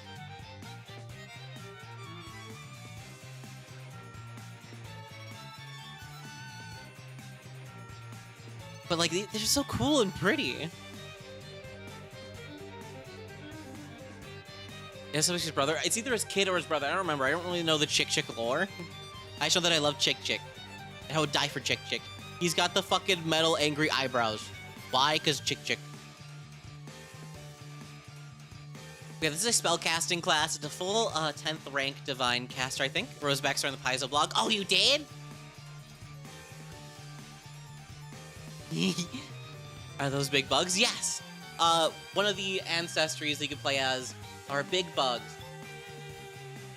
The not that one. Where is it? Chirin. They're big bugs. Oh no! I just dropped the rest of my nachos on my fucking lap. Give me a second.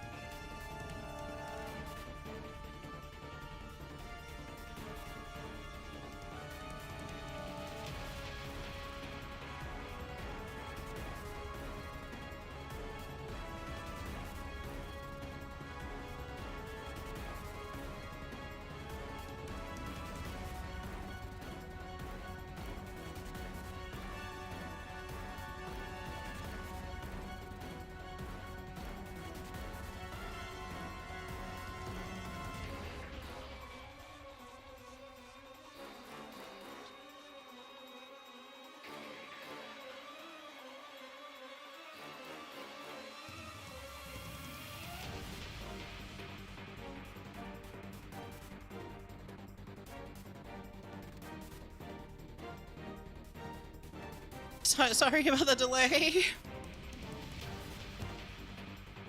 Hi, everybody. I totally didn't spill a giant plate of nachos all over myself.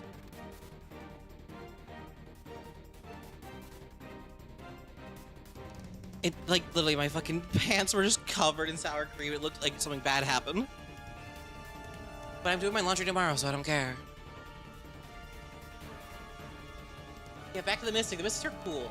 They have, like, a pool of health they can give out to people. God. No, Lori, not like that, please. It was all over my floor, too. I got nachoed. Yeah, the Mystic is cool. They have a big-ass pool of health they can go and give out to their homies. They can recharge. And the flip side of the Envoy, very about working well with your friends, but instead of telling them what to do, they just do things for them. Yeah. They are trained in perception, trained in fortitude, and reflex. Expert in will. Trained in one skill determined by your subclass, which is called your connection, then number of skills equal to 3 plus your intelligence. Trained in simple and unarmed attacks, trained in light armor and unarmored defense. You're a full caster. All the way up to 10th rank. As you can see, there are 4 spell slot caster as well. But you have a little mystic bond, that's what your subclass and stuff like that. That's not the mystic bond, but the mystic bond is like the... You can pick up like 10 of your homies, I believe. Yeah. You can maintain a bond with up to 10 other willing creatures, and the bond lasts as you or your bonded creature no longer willing to be part of your bond. You are always considered a part of your own bond and don't count towards the 10 creature limit. You always know the general distance and direction towards other bonded creatures, and if they are conscious, unconscious, dying, or dead. This ability does not work across planes, so if one of them is in the drift and you're not, you don't see their or know what they're doing or how they're doing or where they are. But some special magical or technological effects might interfere with your ability to detect your allies, depending on like weird shit that's going on. Yeah, that's your bond, and then with your bonded guys, you have your Vitality Network. Your Vitality Network has a maximum capacity equal to 6 plus 4 HP per basic level you have. You can use that to take HP out of your network and then into yourself when your allies is healing. So you can be like, as one action, I'm going to give my homie 4 of my 10 HP that I can give out. At the start of each of your turns in combat, you regain a number of HP. I think it's 4, and then it scales up to 6, and then the legendary becomes 8. No, don't spray me. I'm already covered in gross. I love this as a caster. Like, the casters in Starfinder, I normally don't like magic, as a lot of you people know who come to my chat often. I'm normally like, magic's for losers and nerds. I'm gonna punch that guy. But Mystic and Witch Warp are really cool.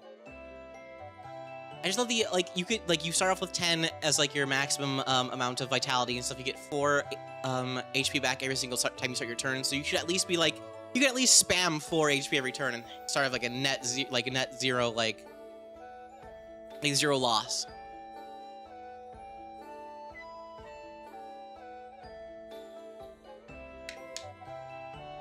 And also when you refocus, you get a bunch more back as well.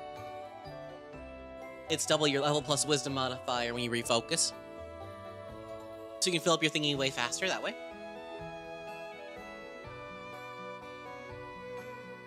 You have, like, you just have your general spell casting. You have your subclass, you have focus spells, you know how those work.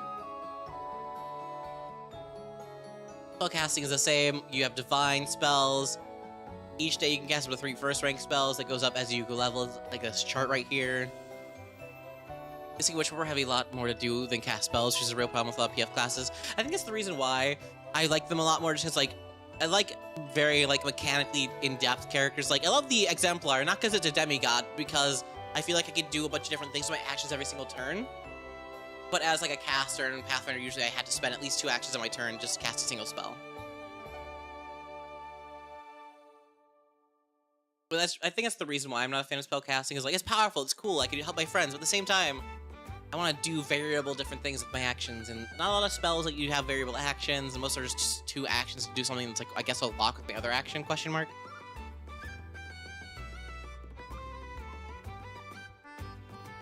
I just love this fucking class. But yeah, you can transfer your vitality to anyone inside your little network of homies you have. And it's equal to, it's like up to within 60 feet of you, so you can't just across the globe, like, heal somebody. But you can just transfer any number of HP. It's kind of like how Lay on Hands works in D&D 5e, where you could be like, I have a pool of 15, I'll give you 7 of it, so I have 8 left to go around. It's like that, but you regenerate the health way faster, and you just designate.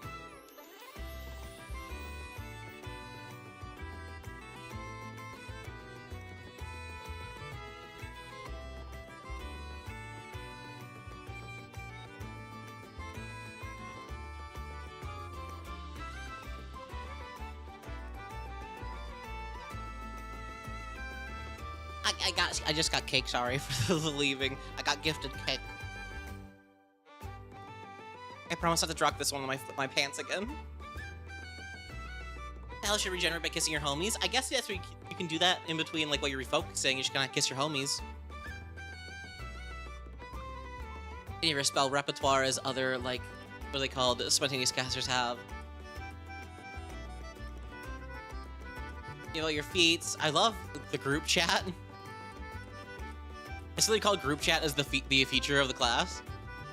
As long as 2 bonded creatures are on the same plane of existence and both are alive, they remain aware of one another's present state and general direction at distance from one another. And if they are conscious, unconscious, dying, or dead. So similar thing to what you have, but other homies can do it too. You also need the Force Connection action. It's a single action. You concentrate your telepathy towards a bonded ally within 120 feet of you and invite them into a temporary understanding of your connection. The next action you use is to cast a spell, and the target would be affected. Choose one. Either that spell only affects the target, or that spell does not affect your target. If the next action you use is a transfer trait to use the same target, I can't talk. Your Vitality Network regains up to 4 of those lost HP. If you're Master at 6, Legendary it's 8. Your Vitality Network can never regain more HP than was spent to transfer action and can't exceed the maximum capacity. As you're gonna see with these class features, a lot of the class feats can use your Vitality Network's HP as like a resource for other things, like curing wounds, like hurting enemies inside your like connection aura thingy. You create a private Discord server with you guys whenever you're not going to last more than 1 week is up to you. That's basically what it is. I love it. It's literally called group chat. It's just like, yep, you guys are bonded now. We're all in like a weird telepathy homie zone. You have signature spells as per other spontaneous casters in Pathfinder 2nd Edition.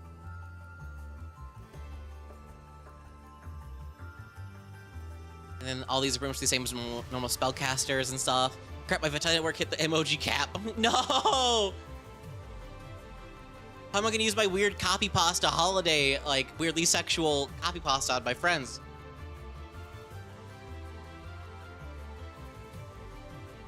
And then there's Transcendence at 9th level. It's the same as every other casting thing where it's just like, you get a 10th rank spell slot, yay! Like, they're very much like, they're still 10th rank like casters. There's a lot of really cool feats for them, and also, what's it called? Your subclass gives you some really cool stuff too. Like you can get like your subclass designates different like abilities you can get from the subclass. Like you get greater epiphany at level, it gives you your connections greater epiphany focus spell, and then at level 19th you get your perfect harmony stuff from your connection, your subclass. Okay, Siri, send fart reverb.mp3 through the neuro chat. The different different connections. There's Akashic. I think that's how you say it, right? I can never say the Starfinder names. I'm really bad at pronouncing things in general. This is like your occult nerd shit one. This gives you like your like tradition is occult. Elemental is a primal one. Look at this fucking cat. They got like a weird dirt grass gun and some weird water air shield thingy. There's also healing, which is divine for healing. There's rhythm, which is like your primal performance one. Shadow is another divine one. They all give you different cool stuff. Elemental Mystic. The Elemental Mystic art is really cool. Why'd you have to make the Patra fucking cute?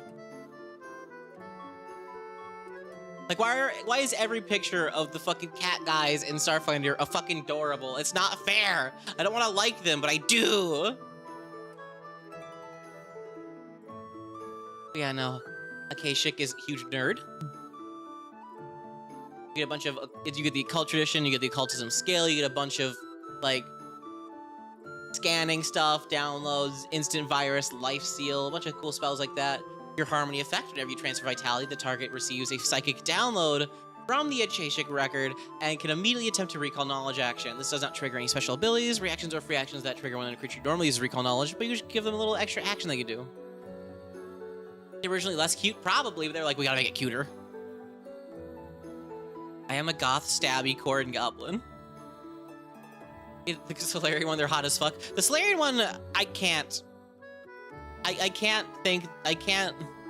Solarian is not hot to me.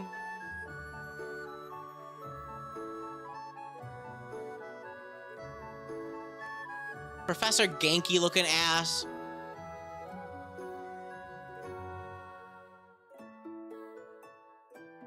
Motherfucker runs fucking that Saints Row minigame. I can't not see Professor Genki when I look at them. The robot arm is cool. But, like, they're gonna get me to kill a bunch of people in beer bottle costumes.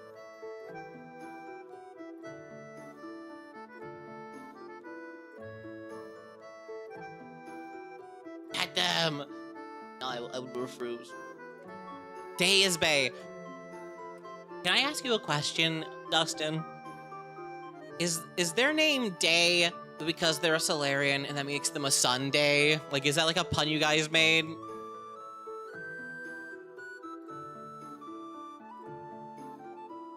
You just took yes another one.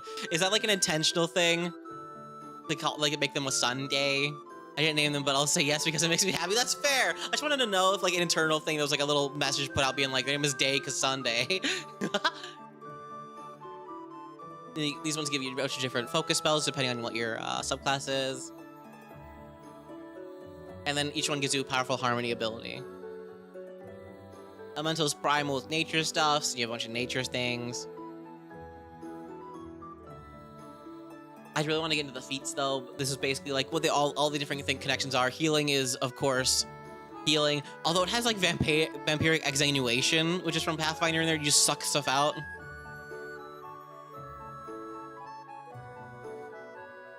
I do love the harmony effect from the healing though, because if you want to go super double, triple into the healing stuff, you go for the healing mystic, obviously. But like the harmony is, you can choose for your healing spells and abilities to restore HP to creatures with void healing as though the action had the void trait. You can just immediately be like, yep, no, you can heal anything no matter what. And whenever you heal a bonded creature and restore them to their maximum HP, your Vitality Network regains any excess HP that spell could have restored up to your character's level. HP does not normally do it, so like if you overheal somebody, that just gets refunded back into your little heal bank up to your level. It's just generically good. I love it. I can't vibe with Day as an Aussie because they dress like a bogan at a Gold Coast nightclub.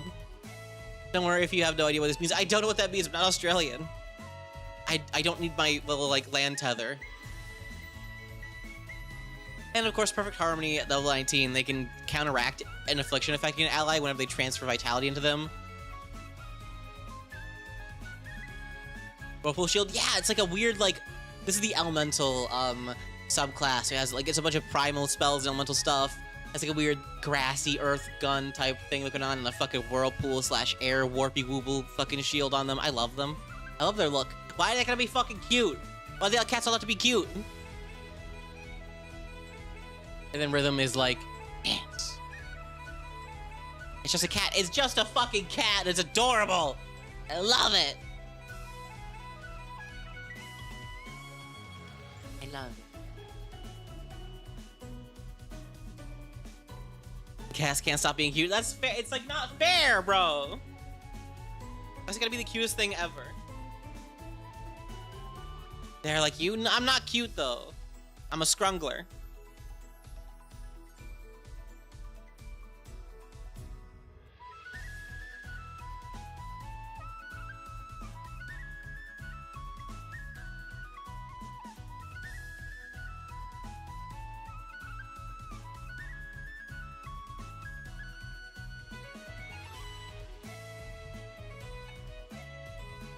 Don't head pat me.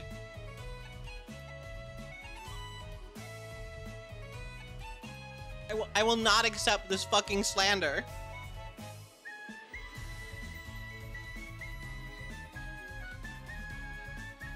Don't pat me.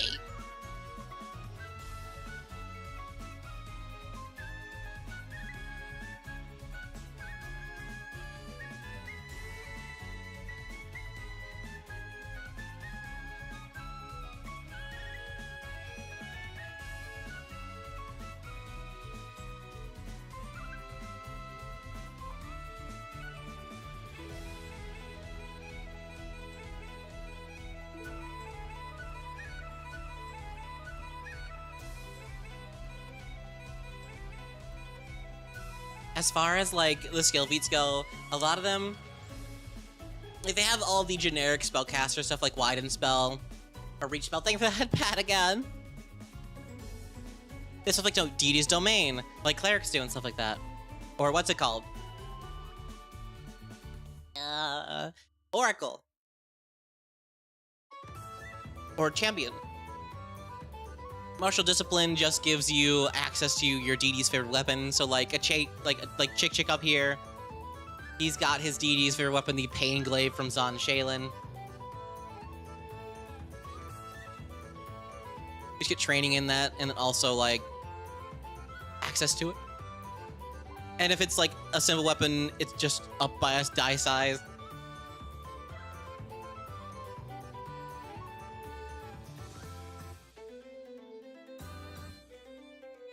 I love Network Spell.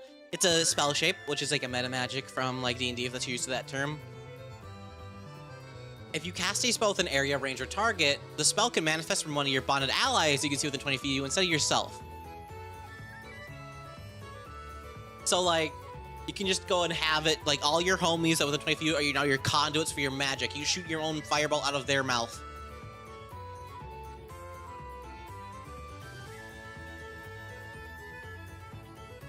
And then Xenodruid Bond is really neat to me. It's kind of how they're, like, shoehorning, like, druids into, like, the mystic stuff. I like it. It's like a space druid.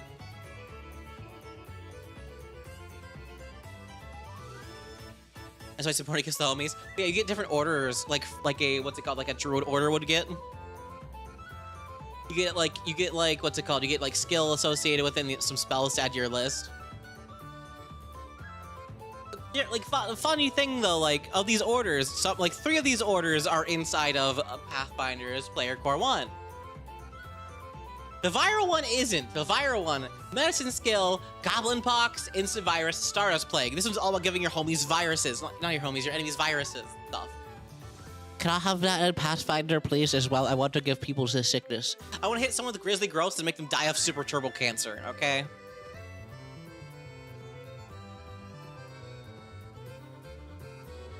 Yeah, that's how you get your, like, little druid stuff in space, your space druids.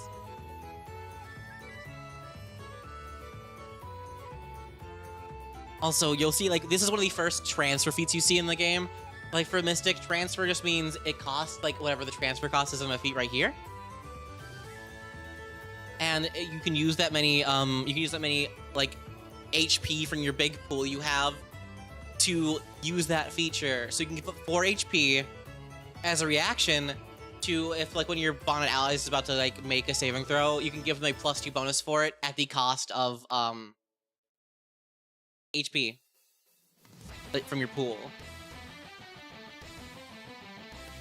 Like, I love that entire system of just, like, you have a bunch of HP you can give up to people as healing, or as a second resource to go and, like, I don't know, just get rid of, like, evil effects. Help them with saving throws. Just buff your homies. I love it.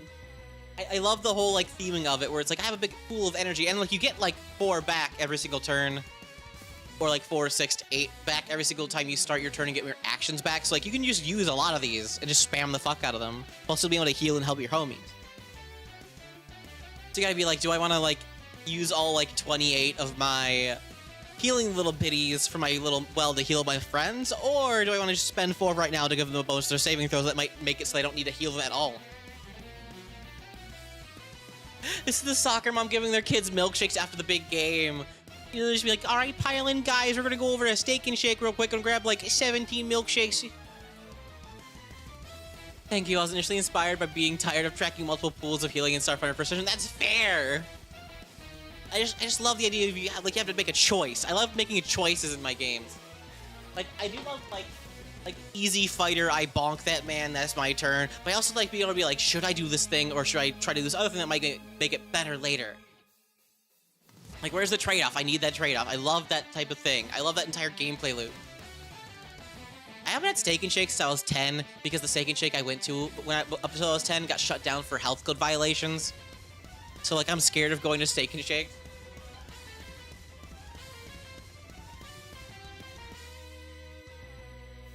I want some milk. Dude, fucking the cake I have next to me, I haven't taken a bite out of it yet. But, like, my room is so hot, the frosting is melting off the cake because my fucking computer heats up my fucking room so bad. Man, I'm gonna have to decide if my Starfinder game changes to this. It's really fun.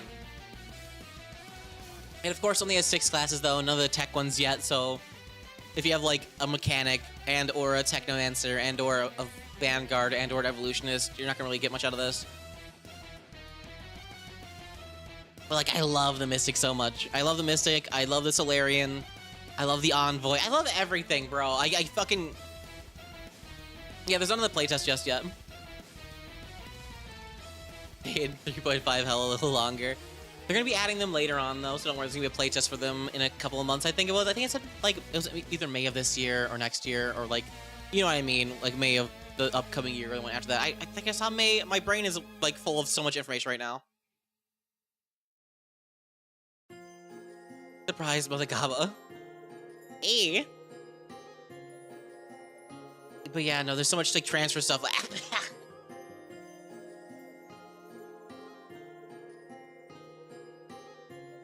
Like spot healing is a reaction. If an adjacent ally takes damage, you can heal them with like your bonded stuff immediately, but it costs the amount you heal +2.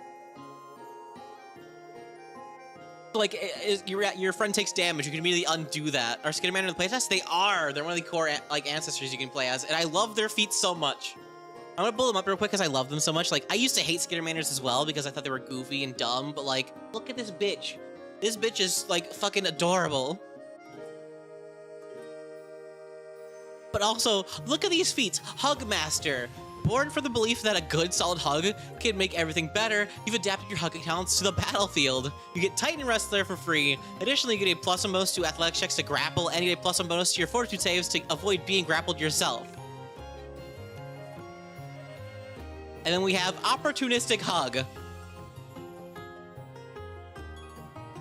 As a reaction, if a creature quickly fails on a melee strike's attack rolls against you, and that creature is within your like reach, and you have at least one free hand, and it's at least no more than one size larger than you, you can grab it as a reaction. Like you seize the opportunity to give your foe a big hug to help them feel better or calm down from them failing to attack you. You just grapple them as a reaction because you're just a nice hugger. You're the big hugging panda from Kung Fu Panda 3. You're that big dude. I love them. Like, Skittermanders are goofy. They have nothing but, like, helping and helpful stuff. All hands on deck, yeah. They have multiple hands, and, like, a whole big balancing factor of multiple hand stuff in Starfinder 2 that I'm not a big fan of is you have to use an action to go and swap between which set of 2 hands you're using at a time. But this one lets you, once per day, use all of your hands. I wouldn't have a problem with it if, like, you're a Skittermander, yeah. Your main class features, what are you? You're small, you have 6 health, you have low light vision, you have a penalty to sense motive and a penalty for will saves against like things like everything except the calm spell, like anything that involves emotion. Like you get fucked over because you're really goofy and you have ADHD and stuff like that. You also have 6 arms. So your only main class feature as a Skittermander is I can see slightly good in slightly dark conditions. I have a lot of arms, and I suck against things that like involve people lying to me. In exchange, I get 2 extra sets of arms that I have to use an action to use to swap between the arms.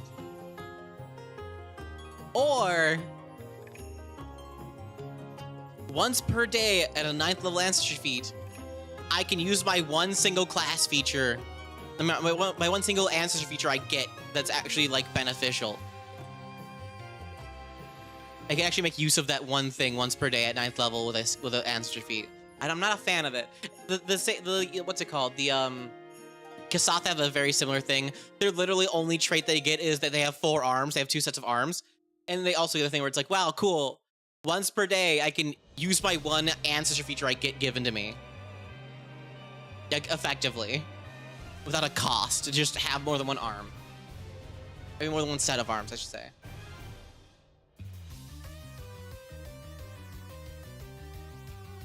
Back to the Mystic.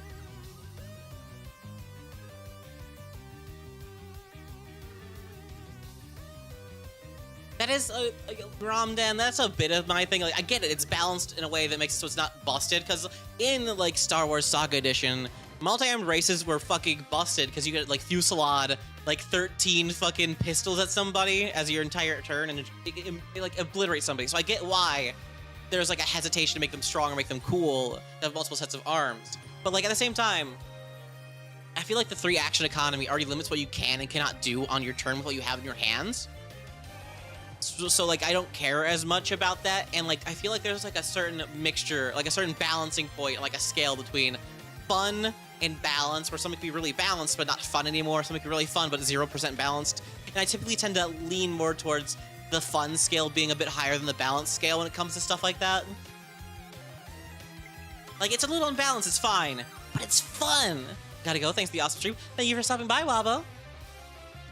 And it's like, wow, this is like, it's like spellcasting in Pathfinder 2nd Edition is very balanced, but it's also kind of not fun sometimes. You could just tip the scale a little bit in the other direction, I'd be really cool with it, you know, with the arm stuffs. But I still love the game, I still love the hands, stuff like that. I just wish I could use them more, like, you say them play their service are playing. I will, don't worry. Like, because I feel like it's especially exacerbated on classes that have very condensed action economy, like a Magus. I have to spend one turn, like one action on my turn, to either use one action to regain my like spell striking thingy, or lose a conflux spell. On top of like spell strike, which is a 2-action activity. So realistically, I could like refocus spell strike, refocus spell strike, refocus spell strike every single turn, or I could use one action, use my conflux spell / refocusing thingy, use one action to swap my set of arms, and then hit someone, I guess, use a one action spell, I guess. No spell strike, which is my main class's feature.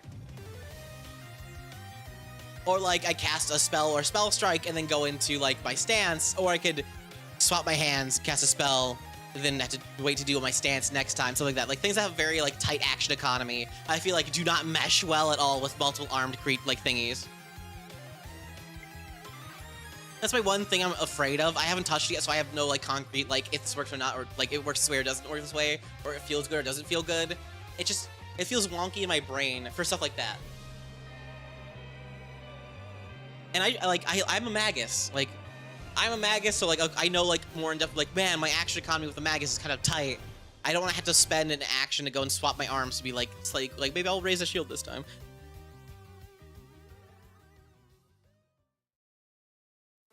Yeah, back to the stuff. I love Ebb and Flow. It's a spell shape. If your next action you use to cast a spell that deals void damage to a single target and the target loses HP from the spell, your Vitality Network then gains HP equal to twice the spell's rank. If your next action is to strike with a weapon that deals void damage, your Vitality Network gains 2 HP per weapon damage dice. It's just a really cool way to go like, wow, one action, cool, now I'm awesome and get to get my health back for hurting my enemies. It's not a lot of HP. It's per spell rank, so it's like, I hit somebody with this first rank void damaging spell, they take like a 1d8 void damage plus a little rider effect on top of it, and I get 1 HP back in my thingy, but still more refunding stuff to it.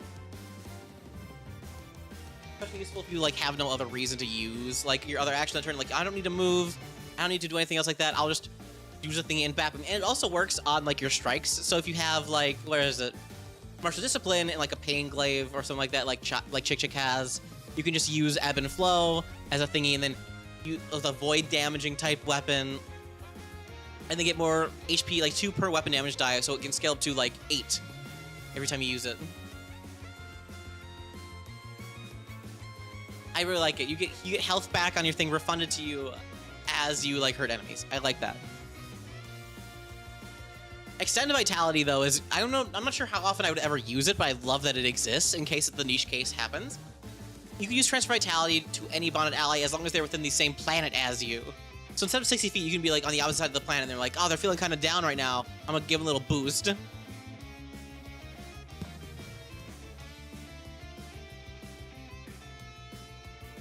I love that. Like, I'm not gonna use it on most characters probably, but at the same time, it would work really good thematically, especially if you have like an NPC that's bonded to you across the planet. You're like, they're under attack, what do we do? And I'm like, I'll give them all my healing, give me a second, whoop, they're back to health. Okay, we can go and hopefully extend their existence a little bit longer.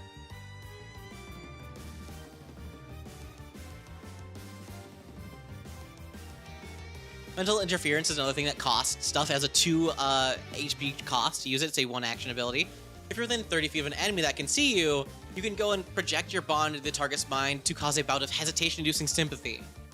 You roll a check with your connection skill against your target's will DC, so it's your skill that's part of what your subclass is.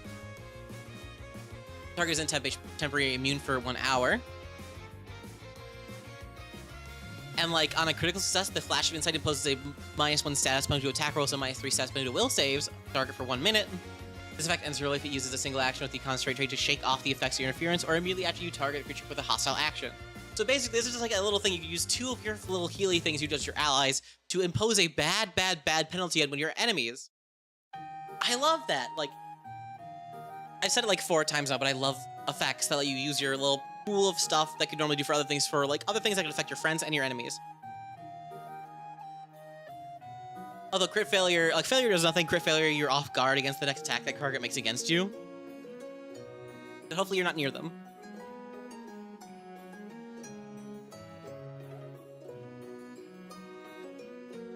Network Shield is another fun thing. It's a reaction with a transfer cost. If you're hit by an attack, you can use your Vitality Network to like prevent damage. You get resistance equal to twice your level against all damage with the triggering attack at the cost of however much damage you prevented, like half of that. So if you're level 20, it's resistance 40, and it would cost, like, if you would block 36 damage, you'd have to go and cost, like...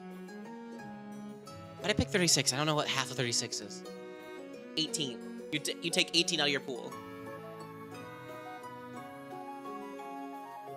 Like, again, I love just using your pool, being like, yeah, I can help my friends, because you get your HP back in your pool every single turn at the start of your turn, and can refocus, get even more HP back. So there's like a reason to keep using your effects that use your pool, because you're going to get them back no matter what, no matter what. As long as you're not, like, stun 3. Because as soon as you regain your actions, you go and get your HP back. So I'm pretty sure if you're stun 3, or, like, slowed 3, you don't get any of your actions back, so you don't get, like, your health back. I think that's how that works with it. I'm not sure if that's exactly how it works, but I think that's how it works.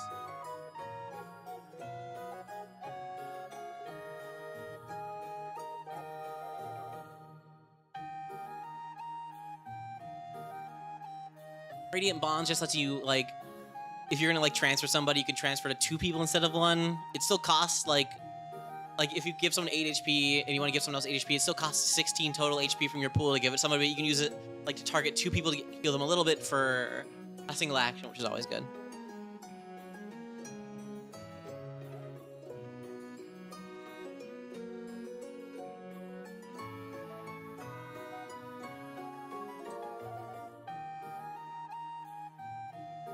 I like Data Bond. It's really goofy. If you have, like, an occult, like, connection, like your an occult subclass, you can speak to computers,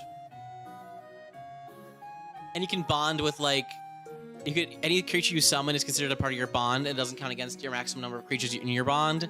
So if you summon, like, 18 dogs, you have 18 dogs to your bond on top of whatever your homies are already inside the bond. You also learn one of the following spells that you can cast it, though, or a signature spell that day during the daily preparations. I'm a computer. Stop all the downloading. I haven't thought about that in years. That has not crossed my mind in 5 ever.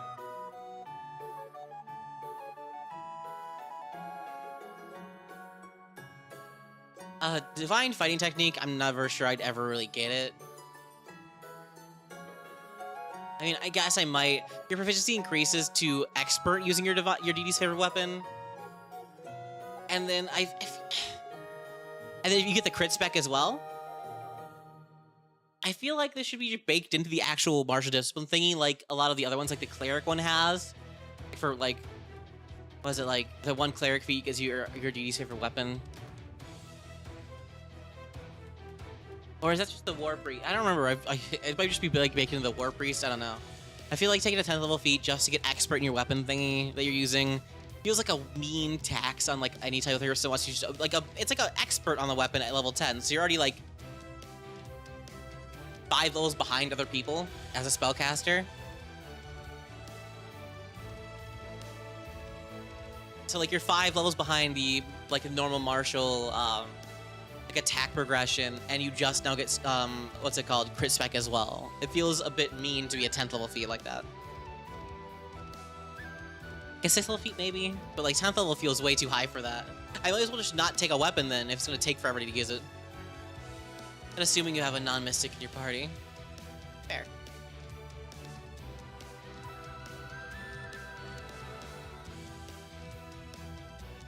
It still just feels kind of weird though. Like, you're like, cool, I have a soldier, I have an operative, I have a witch warper, and I have a mystic. Yeah, I'm 5 ranks behind the fucking soldier and operative, like 5 levels behind. The song sounds weird. What's it from? It's just royalty-free music I use and everything. It could be used in a lot of different games and stuff like that. It's just a royalty-free song I use for Parrytune.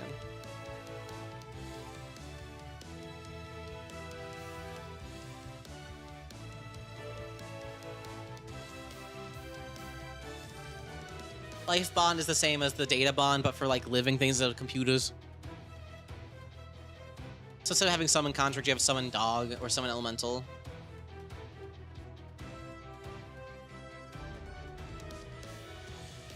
I fucking love Convert Life Force.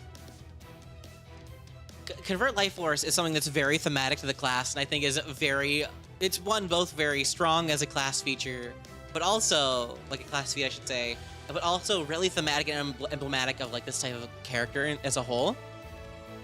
Convert Life Force, you have the Healing Connection, which is like the healing subclass. As a single action, you can go ahead and give up your own HP instead of like your like Vitality Networks one. So you can spend your own HP to force parts of your Vital Essence into your Vitality Network for use of the future or by allies in immediate need. Vitality Network regains HP equal to the amount you spend -4. So if you spend 20 of your own HP, they would put 16 back into the Vitality Network.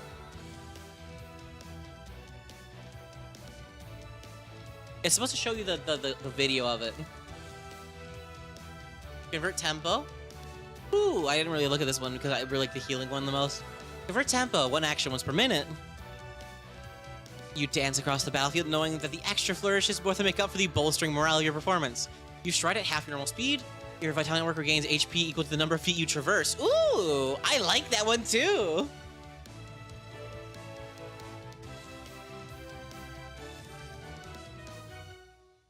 So if you have like 30 base speed, you can go and regain 15 if you move all of it. Well, these are really cool. Convert Illumination is just you take the light out of something and you make it into HP.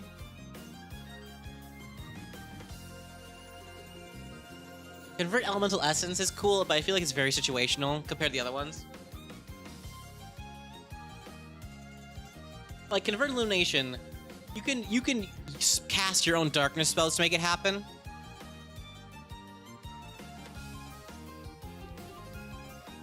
So you can use a reaction to your own spell casting, but like Convert Elemental Essence as a reaction to an enemy targeting one of your homies with a strike or spell with the attack roll that has the elemental trait. And the roll either crit fails or you roll a critical success on a save against a foe's harmful elemental spell. That feels like 2 very niche things stacked on top of each other to get a little bit of HP back in your pool.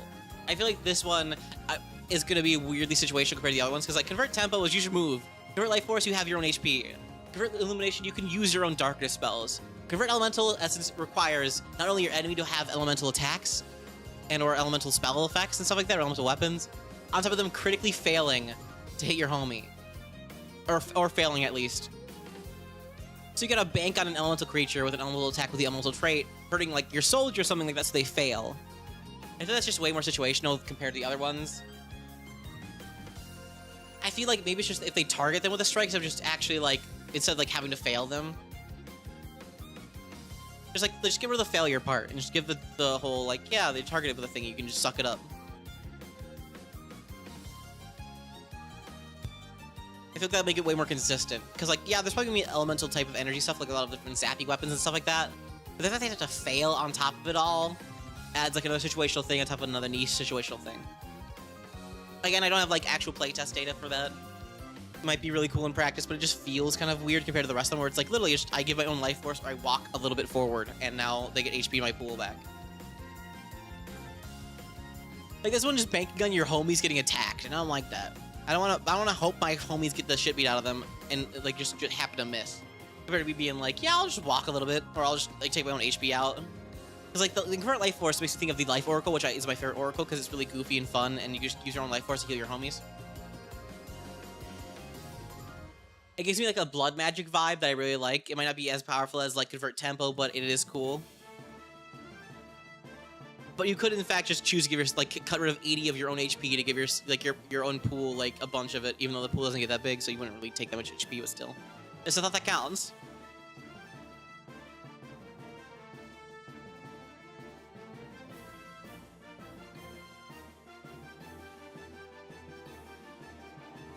And then Bond Spell is a fun reaction. If an ally casts a spell, at least one of your homies that's bonded to you casts a spell. Fair tempo is once per minute. The elemental one counts against lasers too. I can't wait to see how the people like them or not like them. That's the thing, like, I figured it would count against lasers, but it just also means that your enemy has to fail and miss it. And it's like, whenever I play a competitive video game, like, banking on your enemy being stupid or being bad is not, like, very good towards, like, your own character's thinking, like, your own, like, skill of the game, stuff like that. You never want to bank on your opponent being shit or failing. This is what I've learned whenever I played competitive, like, Smash Bros. Or competitive Smite stuff. Be like, wow. Or banking on your GM rolling the -10 map attacks. It's like banking on your GM giving you pity and attacking with that -10. Like, here's to you, elemental guy. And you're like, thank you. Hey, I'm very tired. Yeah, Bond spell is a fun one. It's a reaction if your homie casts a spell. You can use one of the different effects of this thingy. So if the spell deals damage or heals HP and does not have a duration, you can get a bonus to the damage or HP equal to your rank, to its rank. Excuse me. If their spell has a duration of 1 minute or longer and a single target, you can give them 5 whole minutes.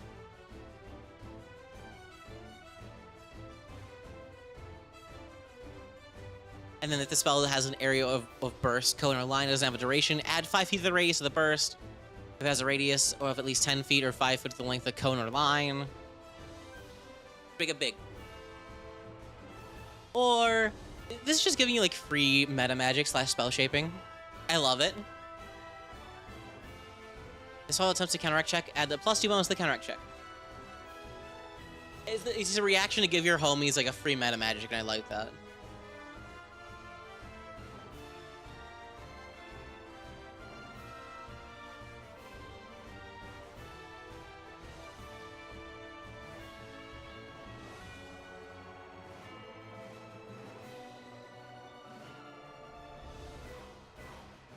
And speaking of meta magic / spell shapes, Overclock spell is a really fun one too. It's a single action, spell shape, and transfer, so the transfer cost is equal to these spells' rank, so it's not too much. If your next action is to cast a spell, bonded creatures you target with that spell become quickened until the end of your next turn. They can use the extra action only to strike or stride. It's a little free, like little haste to give onto somebody. I like it. It's really, it's pretty powerful. It's also really fun. Like I'd love to give like 7 of my HP that I have my like pool of like 40 to give them a haste like to my fighter.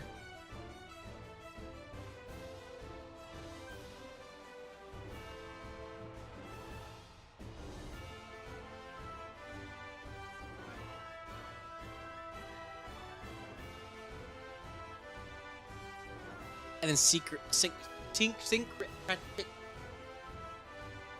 I can't say words, I'm sorry. How do I pronounce that? Syncretic Epiphany. Your requisite is your master in a connection skill and have the initial epiphany of the connection other than the one you chose connection. So you have one of the feats from earlier lets you give a second one. You should learn the epiphany, advanced epiphany spell, that other one you chose. Vitality Web gives you an epiphany spell, which is one of your like focus spells. I don't know what that does yet. It's on 240. I haven't looked at any of the spells yet in this book. If we're going straight down from top to bottom. Just look at that later.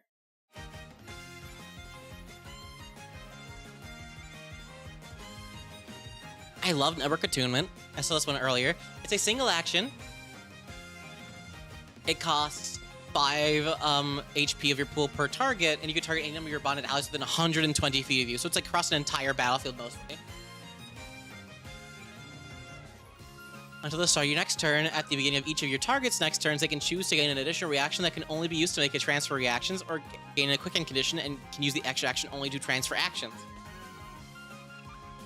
So you just give your homies a bunch of cool shit.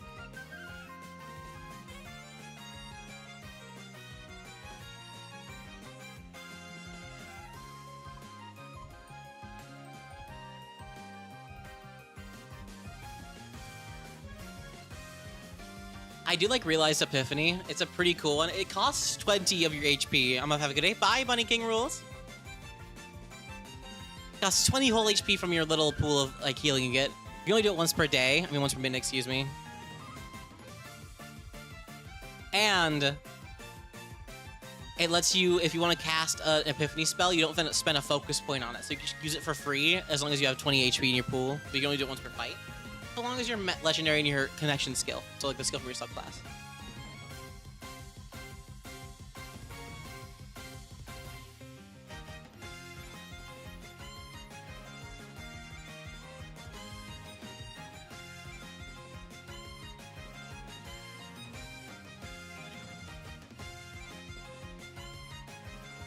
And then 20th level, you have Enlightenment. If you are legendary in your connection skill, your Vitality Network has a maximum capacity of 200 HP. It regains 20 at the start of each of your turns instead of 8. And you can bond with any number of willing bonded creatures. I want this entire planet in my bond now. We're becoming a hive mind. We're the swarm again. Swarm!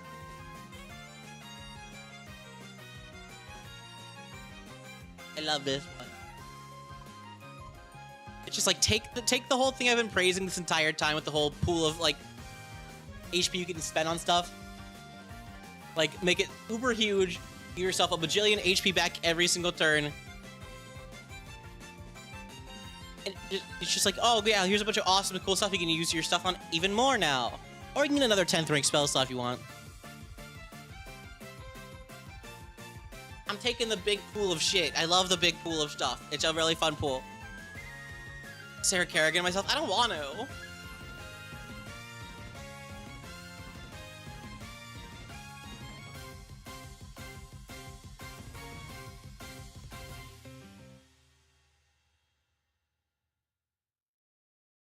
That is everything in the Mystic. I love the Mystic class. Like I've said before at the beginning of this whole part, I do not usually vibe with spellcasting classes. I mean, I don't need to be Sarah Kerrigan to wear a fucking biosuit. I normally do not like spellcasting classes because my normal, typical, what's it called? My typical class power fantasy is punching something in the face until it dies. Like I'm a monk. I love monk. I love anything martial arts wise because I just like the thought of being like, yeah, you guys showed up a bunch of magical like spells and magical items. I showed up with the weapons God gave me. These fists are gonna destroy the world. But the fucking Mystic class, it feels so cool and it sounds so fun to actually. I want to play the Mystic and the Witch Warper. The two spellcasting classes in this fucking book are like making me be like, you know, maybe spellcasting's not that bad actually. Maybe this could be a really good time. Can we write 1,000 of words between session Discord RP establishing bonds between PCC and Mystic? That is like, not only is it like a powerful ability, the amount of roleplay, because you have to spend 10 minutes talking to the homie to get the like a bond in your thingy. So it's like very much role playing based into the whole mechanics part of it too. I didn't even like touch on that part. Like it's very fun. You have a big resource pool of stuff to go and use to help your homies. You can decide whether you want to use HP now. To like give my homie like health healing, or you want to use it to go and give them bonus saving throws, or want to use it to go and hinder my enemies, stuff like that.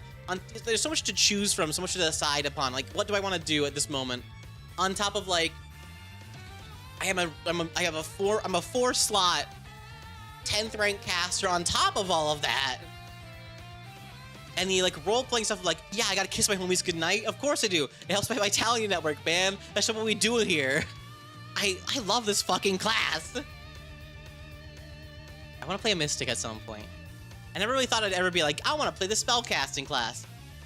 But I really kind of do.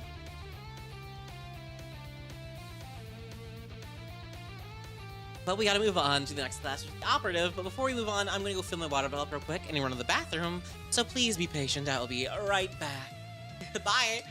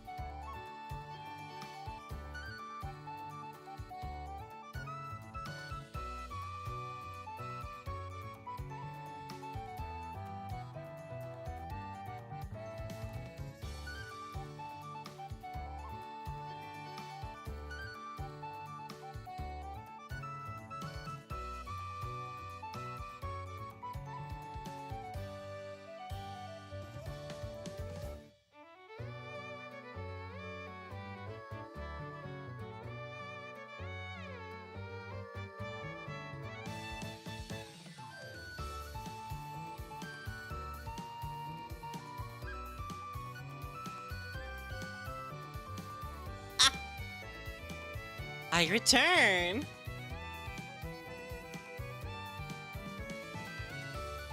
What'd you miss? We talked about the envoy and also the mystic. I love the mystic. It's so good.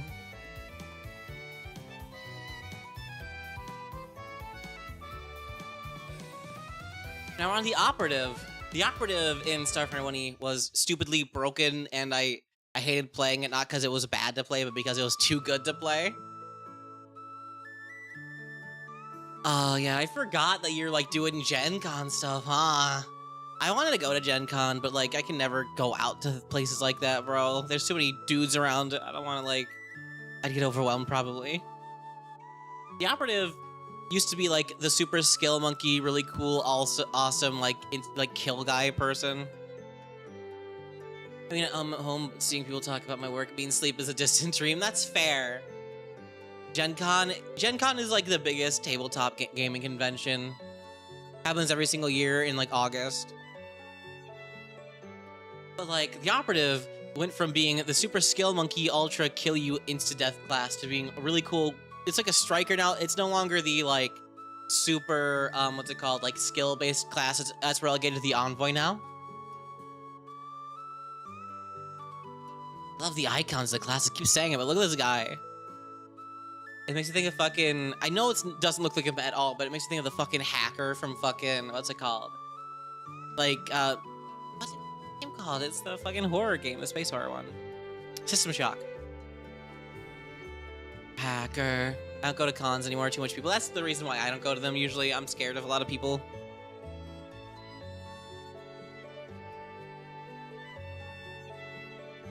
You're a bunch of proficiencies. You're expert in simple guns and martial guns, but trained in advanced guns, simple weapons, martial weapons, and unarmed attacks. What's a gun? Is it just any type of like zappy firearm question mark? Like, what constitutes a gun?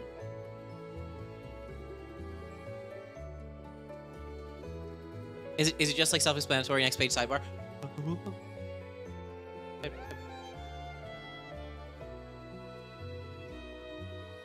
Sidebar. Gun. Any ranged weapon that has the analog or tech trait. Okay.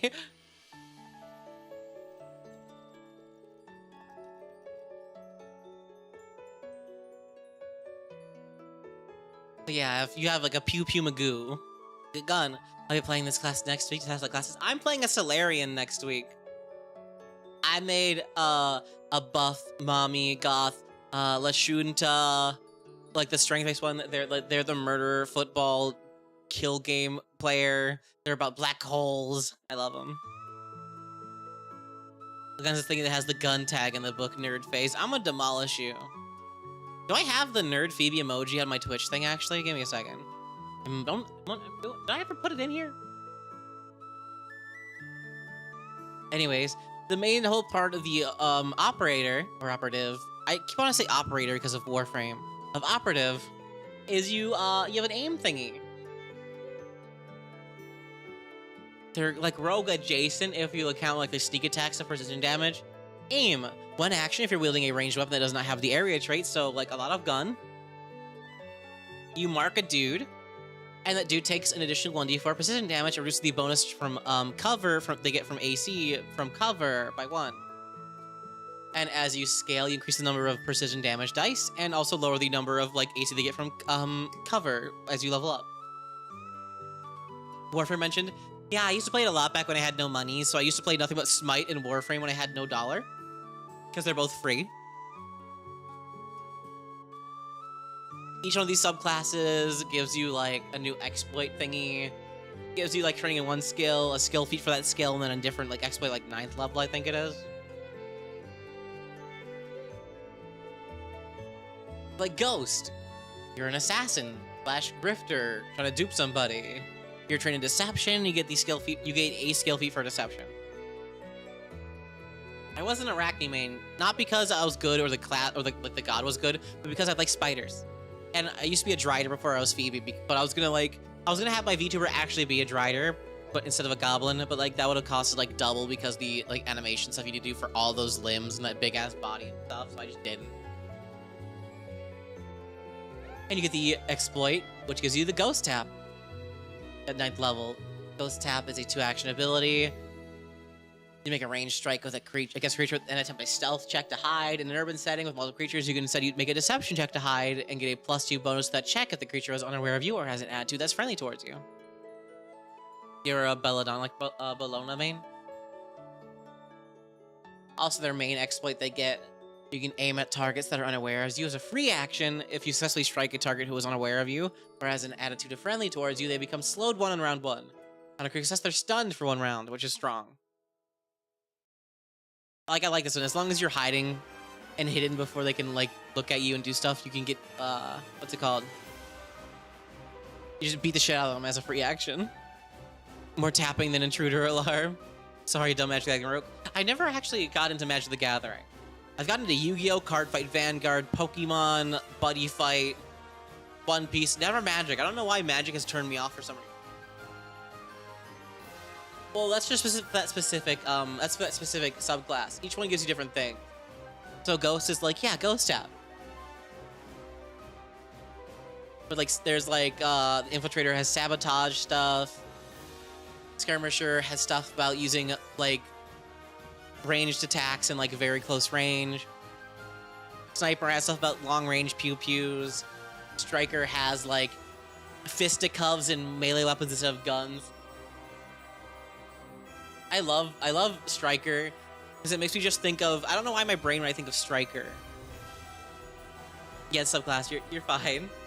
Like Striker in my brain, when it comes to punching some guy in the face, I just imagine the fucking scene in Castlevania Season 2 after Alucard jumps to the fire and throws a sword at somebody, something like that. He starts fucking throwing hands at dudes while the sword's flying around doing stuff. I just love the thought of that. I don't know why that is my brain is of like someone punching the shit out of some guy.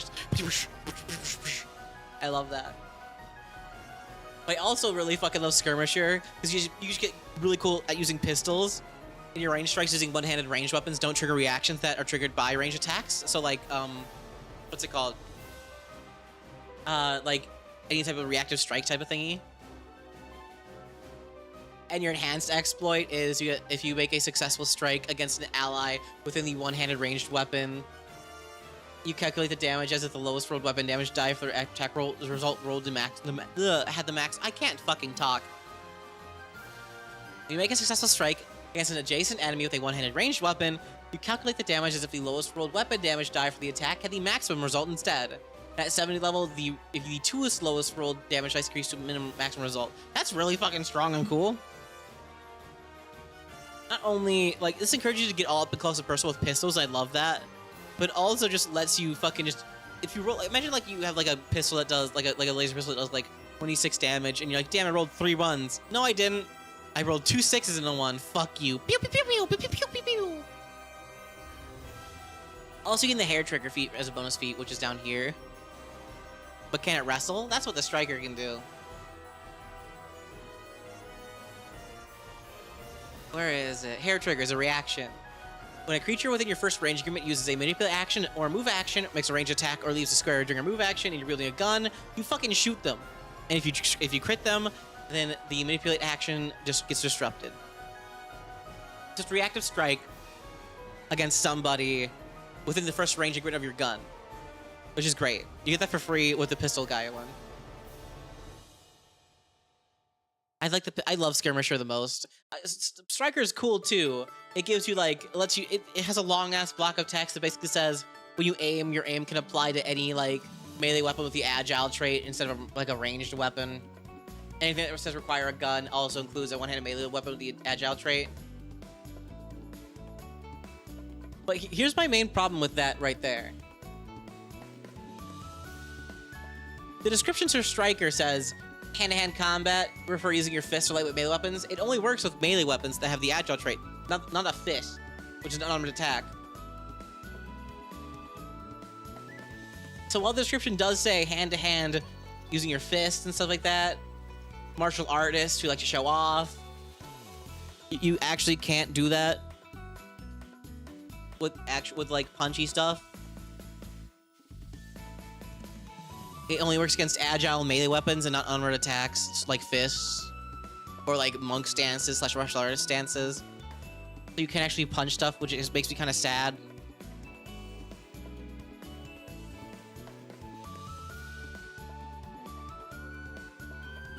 Please let me punch stuff with it, please.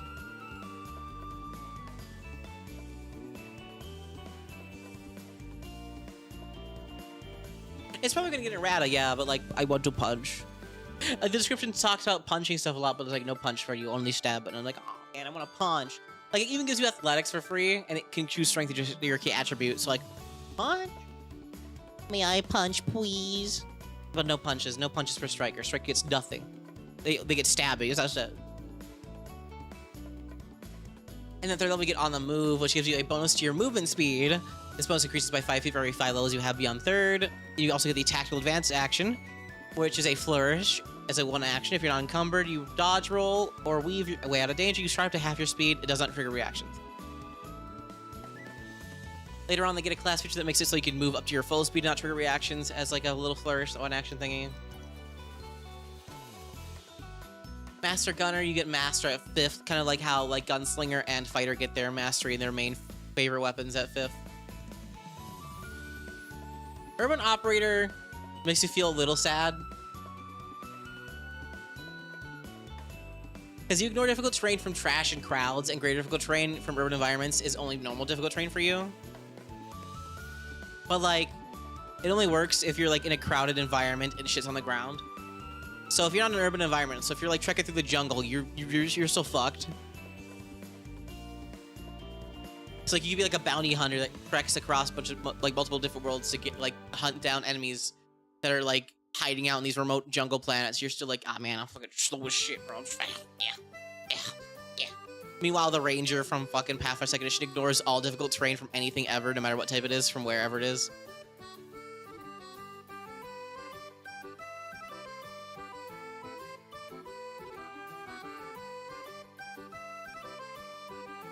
Where is it? Masterful Advance, that's the one I was talking about. You can strive to your whole speed rather than half your speed with Tactical Advance. And at 13th rank, you get Legendary in your pew pew guns, unless it's like a legend, unless it's a fucking advanced one, in which case it's only Master.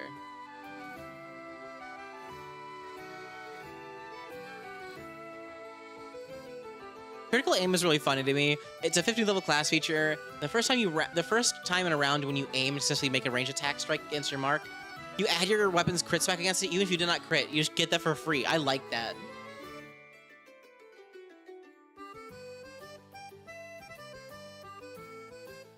And then Tactical Barrage just turns you into a Flurry Ranger at 70th level, which is kind of cool. Ow! Cheeseburger. Like your multiple attack penalty against attacks in your mark is a -3 or -2 with an agile weapon on your second attack, and then -5 and -6, -4 with an action agile weapon on your turn instead of -10. It just gives you the Ranger's Flurry thingy at level 17. Which works really well with the two-handed pistol thing I want to do, like where I have a pistol in each hand, which is really cool. I want to make a Skittermander with a cowboy hat that has 6 revolvers. They're like laser pistols. I'll never be able to use them all, but I like the thought of using them.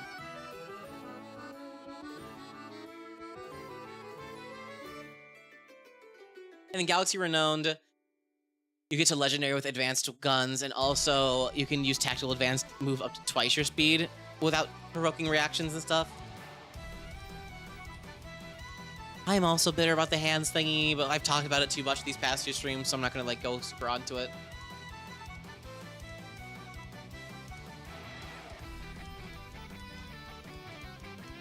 I'm gonna say right now, I read through the Operative and the Solarian today, trying to figure out what class I wanted to play for my like playtest games I'm playing on. I love a lot of these Operative feats. Operative feat, first one right here, Creative Cover. If you're training Crafting or Thievery, you just make a barricade out of nowhere. It gives you, and exclusively you, like a barrier you can take cover behind to get lesser cover. It's just what it does. It has an AC of 10 and is immediately destroyed when it tilts any damage to. If you have the barricade feat, you could instead barricade, then take cover behind the barricade as like a single action. And then like, it has an AC of 10, a hardness equal to half your level, and an HP equal to twice your level, so it's like way sturdier. I just thought of being able to be like, fuck it, and like throw down a sign next to you and give yourself cover. Or just make a bunch of random bullshit just pop up in front of you.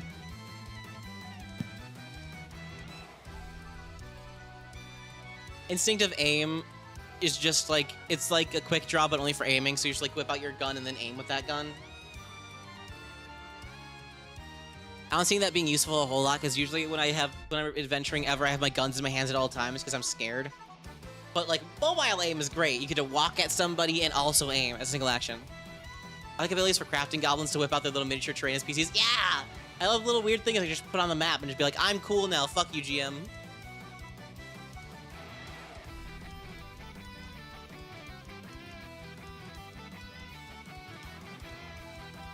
I am the GM now. Weakening shot, I love. It's just a 2-action. It's like the called shot from a gunslinger, but with less options, but you can get it at level 1 instead of like level 10. It's a 2-action ability. You aim, make a ranged strike against your mark. If the strike hits, the target becomes either Clumsy 1 or Enfeebled 1, or Clumsy 2 / Enfeebled 2 on a critical hit. Like, fuck you, you suck now. I'm cooler than you'll ever be. Where's the one disarmed feat at? It's one of my favorite ones. That's not for a little bit, okay. Defensive Gunner gives your guns the parry trait, or if he already has the parry trait, you can just get a +2 instead of a +1. Same thing as like the, what's it called? The Vanguard Gunslinger can get. I fucking love Kill Steal, by the way. I love that it's very thematic for like operative, but it's also, the name is also just bringing me back to Call of Duty Black Ops 2 days back in high school with my homies. If an ally ends their turn, and you're wielding a gun, and the enemy was hit at least 2 or more times by the same ally this turn, you just shoot them as a reaction. You aim at the creature, and then shoot them to try to steal the kill. You're gonna split my kill feed. Fuck you, I don't care. Bang, bang. It's a more accurate name than Opportune Attack. Yeah. It's literally your friends like, I smack the shit on them, they're really close. I'm like, cool, bang, bang, I'm split your feed. Fuck you, kill steal. Peek is also really strong and cool. A single action, you make a ranged strike, then take cover. You're like, oh, oh. Just peek out for a second, pew, go back behind it. I love the I love the thing it puts in my brain when I think about that. Just my scared ass being like, oh man, I didn't sign up for this shit. Ah, bang, bang, ah, and hide. Did I skip parkour, or is it later on? It's later on. Yeah, it's like, I secured your kill. You're gonna drop that shit as always, Ted. And you get kicked from the clan.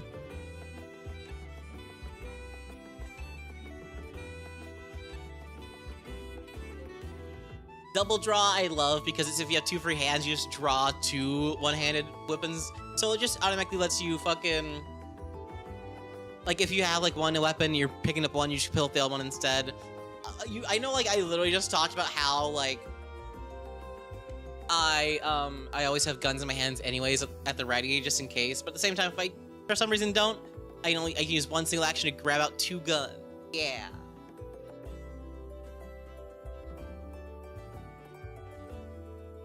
Devastating aim, I feel like, is not something I would ever take. It just makes your fucking... It makes your precision damage dice from your, like, aim. I'm probably gonna call it sneak attack, because I'm a loser. It goes from D4s to D6s. It's like, eh. It's an average of, like, 1 per dice. An average of, like, 5 damage extra. I like max level. It's kind of like how if you take the rogue... what's it called? The rogue archetype sneak attack, you just get it automatically up to like a D6 at like level 6. It was level 8, one of the two.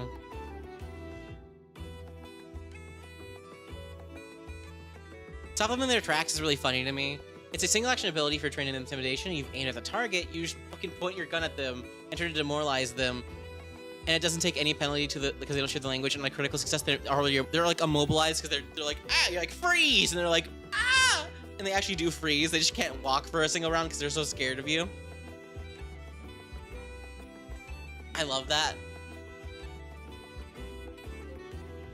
Push target is also just really good. It's a free action as soon as an enemy gets killed. It's like you're aiming at. You just whoop and move on to the other person. I just want to say that this next feat that I'm about to talk about is the coolest fucking feat in my brain every single time I think about it.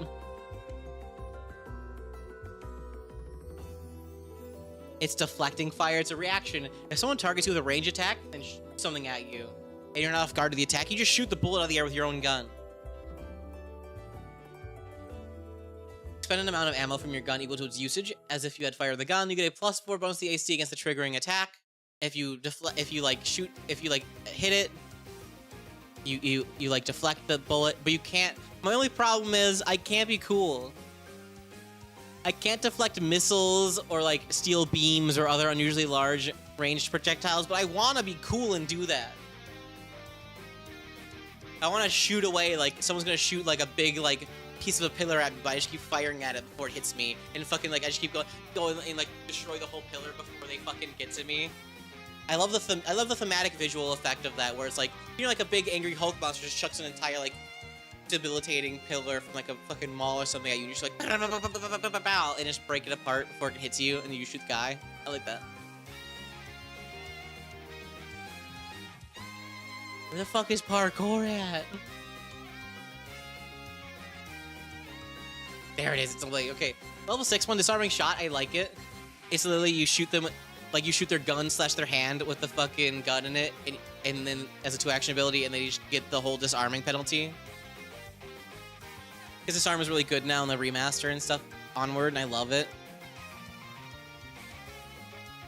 Just like the entire like nerdy gunslinging like flavor in my brain of someone like whipping out a gun, you shoot the gun on their hand, you're like, not today, Buster. Tips hat at lady who he saved. I love shit like that.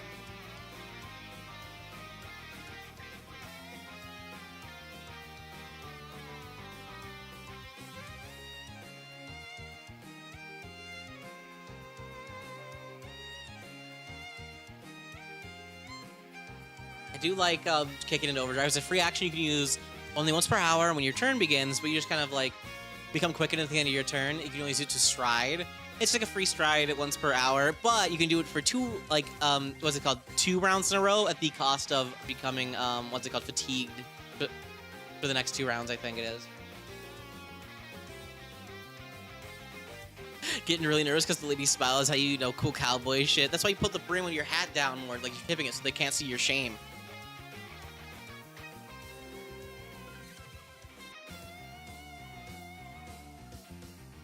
There's a parkour! Once per round is a single action. You dash forward unhindered by obstacles or walls. Stride up to your speed. You must start your movement on a horizontal surface. During this move, you can leap over obstacles and gaps and run up vertical surfaces like a wall at your full speed. If you end your stride off the ground, you fall after taking your next action, or when your turn ends, whichever comes first, so you can still grab an edge as applicable. It's literally parkour. You're like, all right, time to go, and just fucking climb up walls or like climb over little surfaces. I like it. Parkour is very important for a feat later on. You'll see you'll see when we get there. But parkour, you need to add an exclamation point to the parkour. It doesn't feel right without having the exclamation point at the end of it. Parkour, and just fall. Twin shooter is my favorite. If you have double draw, I hate that double draw is like a brew out because I wouldn't take it otherwise. Unless this feat made me take it. Because like again, like I say, I always have my guns in my hands anyways at the ready because I'm an adventurer and that's my job. But like, I gotta take that feat to get this thing. But it makes your two-wield. It lets you dual-wield guns with the agile. Like it gives them the agile trait so you can have a lower map with it. I just hate that double draw is needed because I will never use double draw ever in my life. I'm never not gonna have my guns in my hands while I'm walking down through like a jungle of hate or like a dungeon where I know I'm gonna get shot out. Like I guess like we're gonna be in a lot of urban environments. People get antsy when someone has a gun drawn in an urban environment. But like, you know, not me. I don't care if they look at me weird or they're scared of me. I have my guns out because I'm scared. I don't trust nobody. I'm a lone ranger. I've been through things. I've seen stuff. But it just gives your little like pistol pew pews agile. It just takes double draw. I did never take double draw unless I needed to. So I kind of got to take it now, which is sad because like there's a lot of other cool fucking 4th level feats. Like devastating aims, double draw is meh. Hampering shot is cool. You just make someone off guard until the start of your next turn. Until the end of your next turn, excuse me, for 2 actions is great.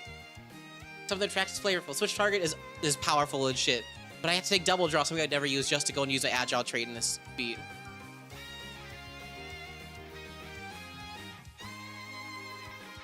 Uncanny Deflection, though, is really funny, so I might take that instead. Uncanny Deflection is when you use the deflecting fire thingy, as we talked about earlier, which lets you just shoot a bullet out of the air. You can just shoot them with the same gun afterwards. The strike doesn't use ammunition as it utilizes the same ammo expended on deflecting fire. So you just fucking shoot your gun at the person's own bullet, it cuts through the bullet and then hits them, like the fucking scene from Suicide Squad, James Gunn, where it's Idris Elba versus John Cena. It's like, how? And he's like, smaller bullets.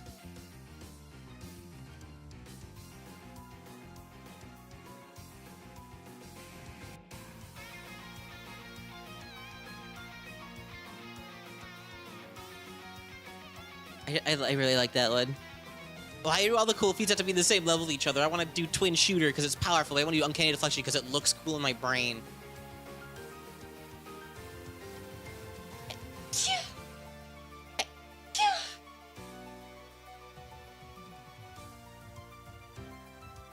Also, I don't know why my brain just made this connection of just Idris Elba playing the cool shoot gun guy in James Gunn's Suicide Squad, and also cool shoot gun guy in the bad Dark Tower movie.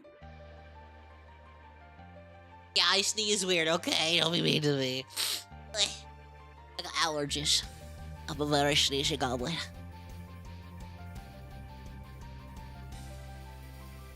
A person who shoots with their brain has forgotten the face of their father. I shoot with my heart. Hear that, Pat? You can have your guns in deep pockets beside you. And your hands always in your pockets. Maybe that'd work as the hidden in rural areas. Kinda. I feel like that's like, it would be like that scene from, God, what was that fucking Tom Hardy movie where he played twin gangster guys in Britainland, where he had the hammers in his pocket, they pretended were guns so he can go up behind the guys in that bar fight and beat the shit out of them with hammers.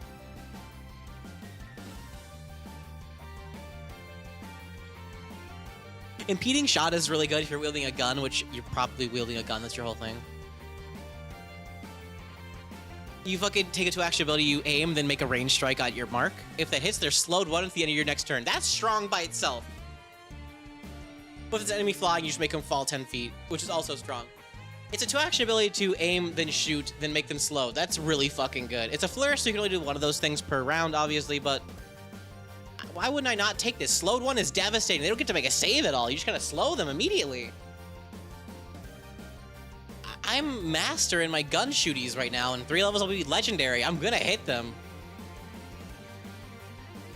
Not only do I aim at them so they take the precision damage and have lower cover, so I'm gonna shoot over their cover, but also they're slowed 1 if I hit them, and if they're flying, they're slowed 1 and also falling 10 feet.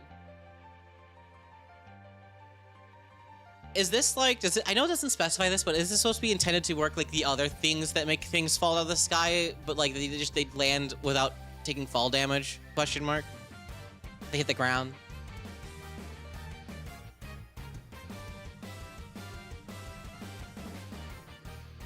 Muzzle flash is funny to me. It's literally just you have a 2-action ability, you're wielding a gun, you aim at your gun, you aim your gun at the enemy, shoot at them. If you hit them, they become dazzled if they're within the first range of your range increment, because you just fucking blast the fuck out of them so brightly they're like, flashbang them style. Gonna blow my eye out, Metal Gear Solid 3 style. Like,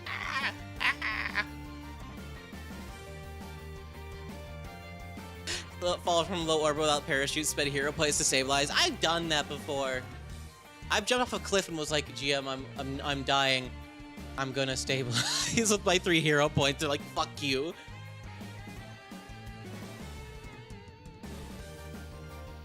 I love opportunity retort. It's the same as the swashbuckler type thingy. It's a reaction if a creature critically fails in a melee attack roll against you, you shoot them. But like, I just like the thought though, like they're point blank for hit with melee attack, and you're like, brother, and point blank shot them in the dome. Cause like, damn, you suck.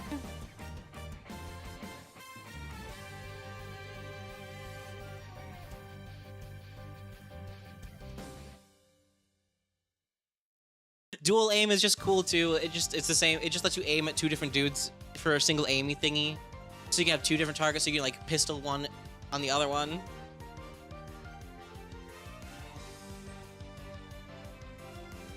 Line them up just lets you hit multiple dudes with 1 bullet as long as they're like within like your first range increment and like kind of adjacent to each other, I think. Like range strike with your gun at a target within your first range increment. Apply this attack against all creatures in a straight line between you and the target. Oh yeah, just everybody. I thought it's just only one. No, just everybody in a line that's within your first range increment. Ignores any lesser cover. They would provide one another. Full damage only once it applied to each creature you hit. Line them up. Counts as 2 attacks to your multiple attack penalty. Okay, that makes sense.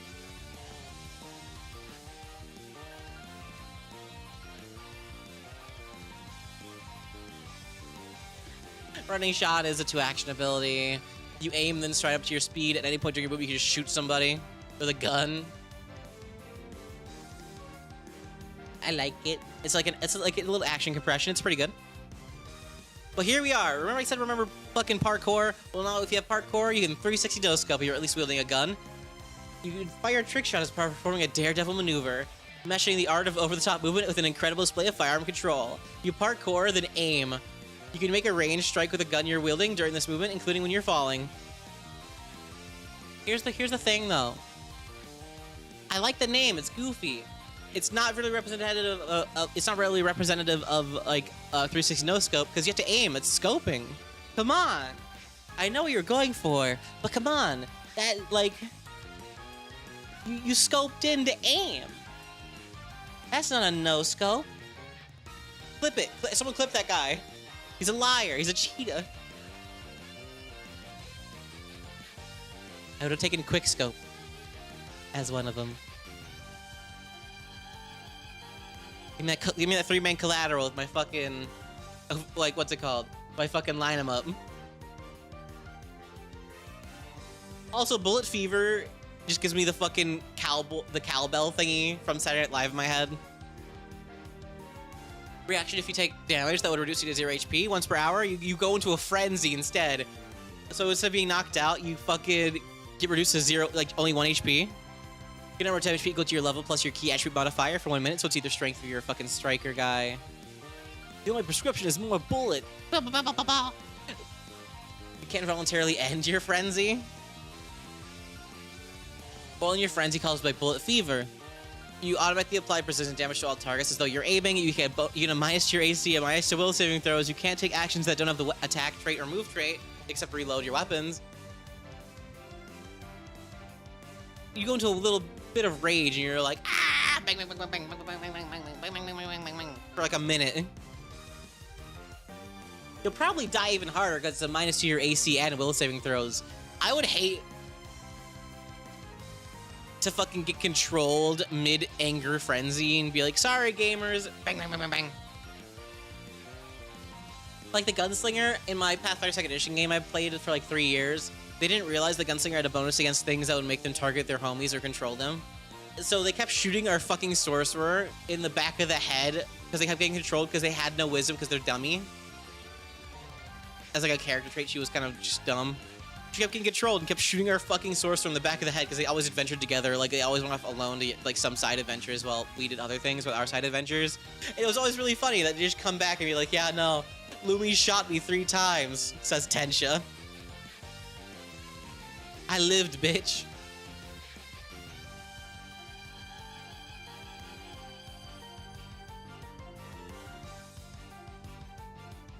Fish in a Barrel is really cool too. It's a 2-action ability. If an enemy is prone on the ground, you aim at somebody, then shoot them.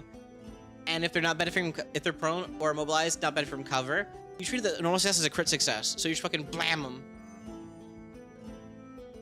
However, if you roll a normal critical success against them, they're off guard and suppressed at the beginning of your next turn. So they're all extra fucked up.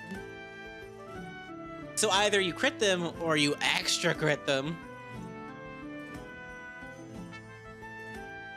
Follow-up fire is also cool if you're wielding 2 guns and your last action was a ranged strike that you missed. Once per round, as a free action, you say fuck it and make a second ranged strike using a weapon you missed. Or like a weapon you're wielding that you didn't fire with. It doesn't count against your map. It doesn't count the map that you just did. So it gives you a free action once per round. Fuck it, I'll do it again. Bang bang.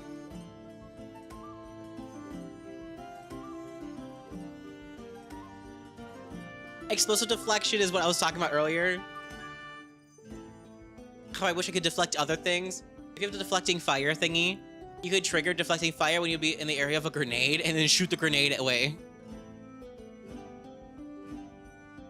If you successfully save against the grenade, with your like deflecting fire, you just shoot the grenade midair, causing it to explode before it reaches you. And you can pick a space of your choice directly between you and the attacker, and the deflecting grenade explodes in the selected space. You do not need to save against it if you're in the new space. So basically, you just make it fire, it explode prematurely, and explode on their friends as you shoot it out of the air like a cool guy. I love that. I love the ability. Like in video games, I always feel really cool when I'm able to snipe a grenade midair. That's just what this feat does. I like it.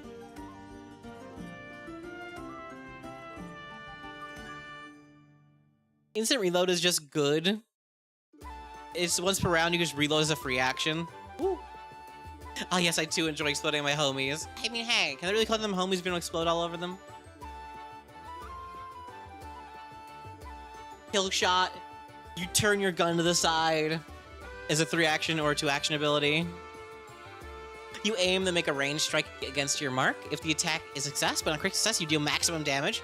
Calculate this damage as if every die you would roll has a maximum result. On a crit success, roll the result normally, but the double damage would be less than the max result of normal success. Use the maximum number of normal success instead. However, use 3 actions. It's the same as the thingy, but you could double the damage to the normal result. So you deal maximum damage, then double that. So you just automatically deal maximum crit damage on your gun. You just turn your gun slightly sideways. It's like, that's a kill shot! That's a kill shot! And then shoot them in the head. Takes your entire turn, but fuck it. If they die, they die.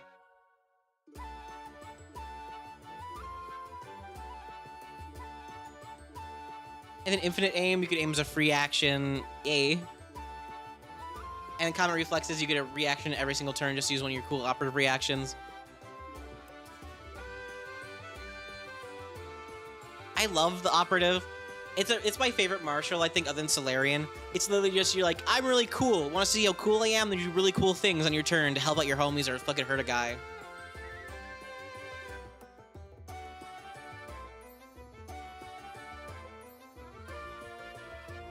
I love it. So second favorite martial. Soldier's cool and all, but it's not my favorite fantasy. I'm not really about, like, big person in big armor wielding a big gun. That's not my whole thing. That's my friend Brandon's thing. He loves that shit. He eats that shit up. He's like, oh yeah, I love being a wall of meat and metal with a gun bigger than my own body. They are now, in fact, totally balanced. That is correct. They aren't stupid busted. They are really cool though. They're balanced, but also fun. They made that the scale I was talking about earlier is in the middle right there. It's balanced and fun. I need to read more about classes in D&D. Well, it's a Starfinder, so it's not D&D. But it is past 10 o'clock. And I believe we did get halfway through all the classes. I think this is a good place to stop stream tonight.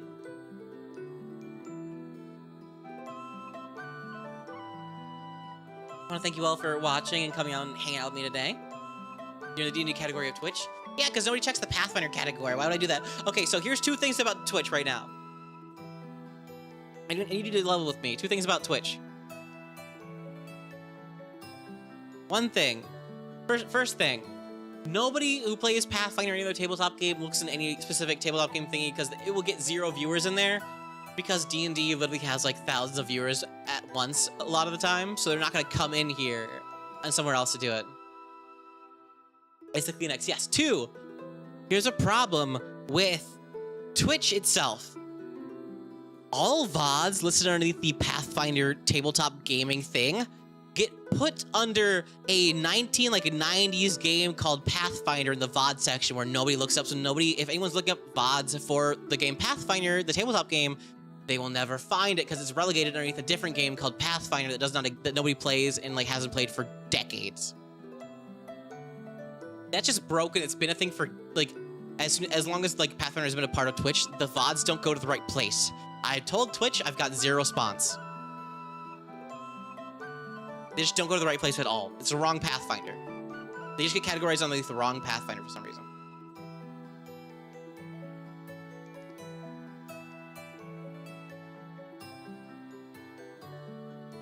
So like, even if I did want to go to Pathfinder and like stream there, because like I love Pathfinder, I love repping Pathfinder. It's one of my favorite things. Oh, my old stream was always put under Apex Legends for Pathfinder. That's hilarious. But yeah, no, it's just one of those things where it's like, even if I did put underneath Pathfinder, because I love repping Pathfinder, no one would ever see it. Like, my VODs for Starfinder 2E stuff so far have been getting, like, around 500 views for this thing. They used to get, like, 10 views maximum because it would go underneath the wrong Pathfinder.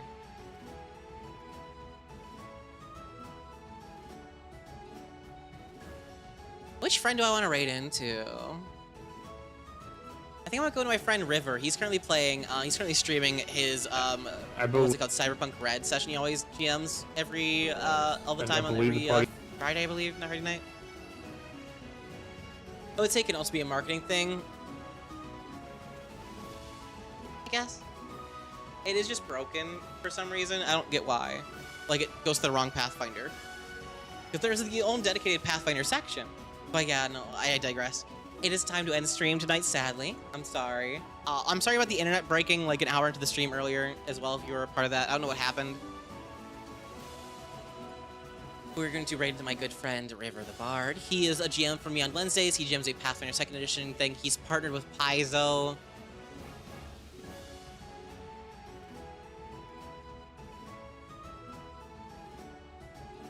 Our raid message is going to be get bited stinky goblin. I'm not get bited stinky bard, excuse me. I'll put it in chat real quick.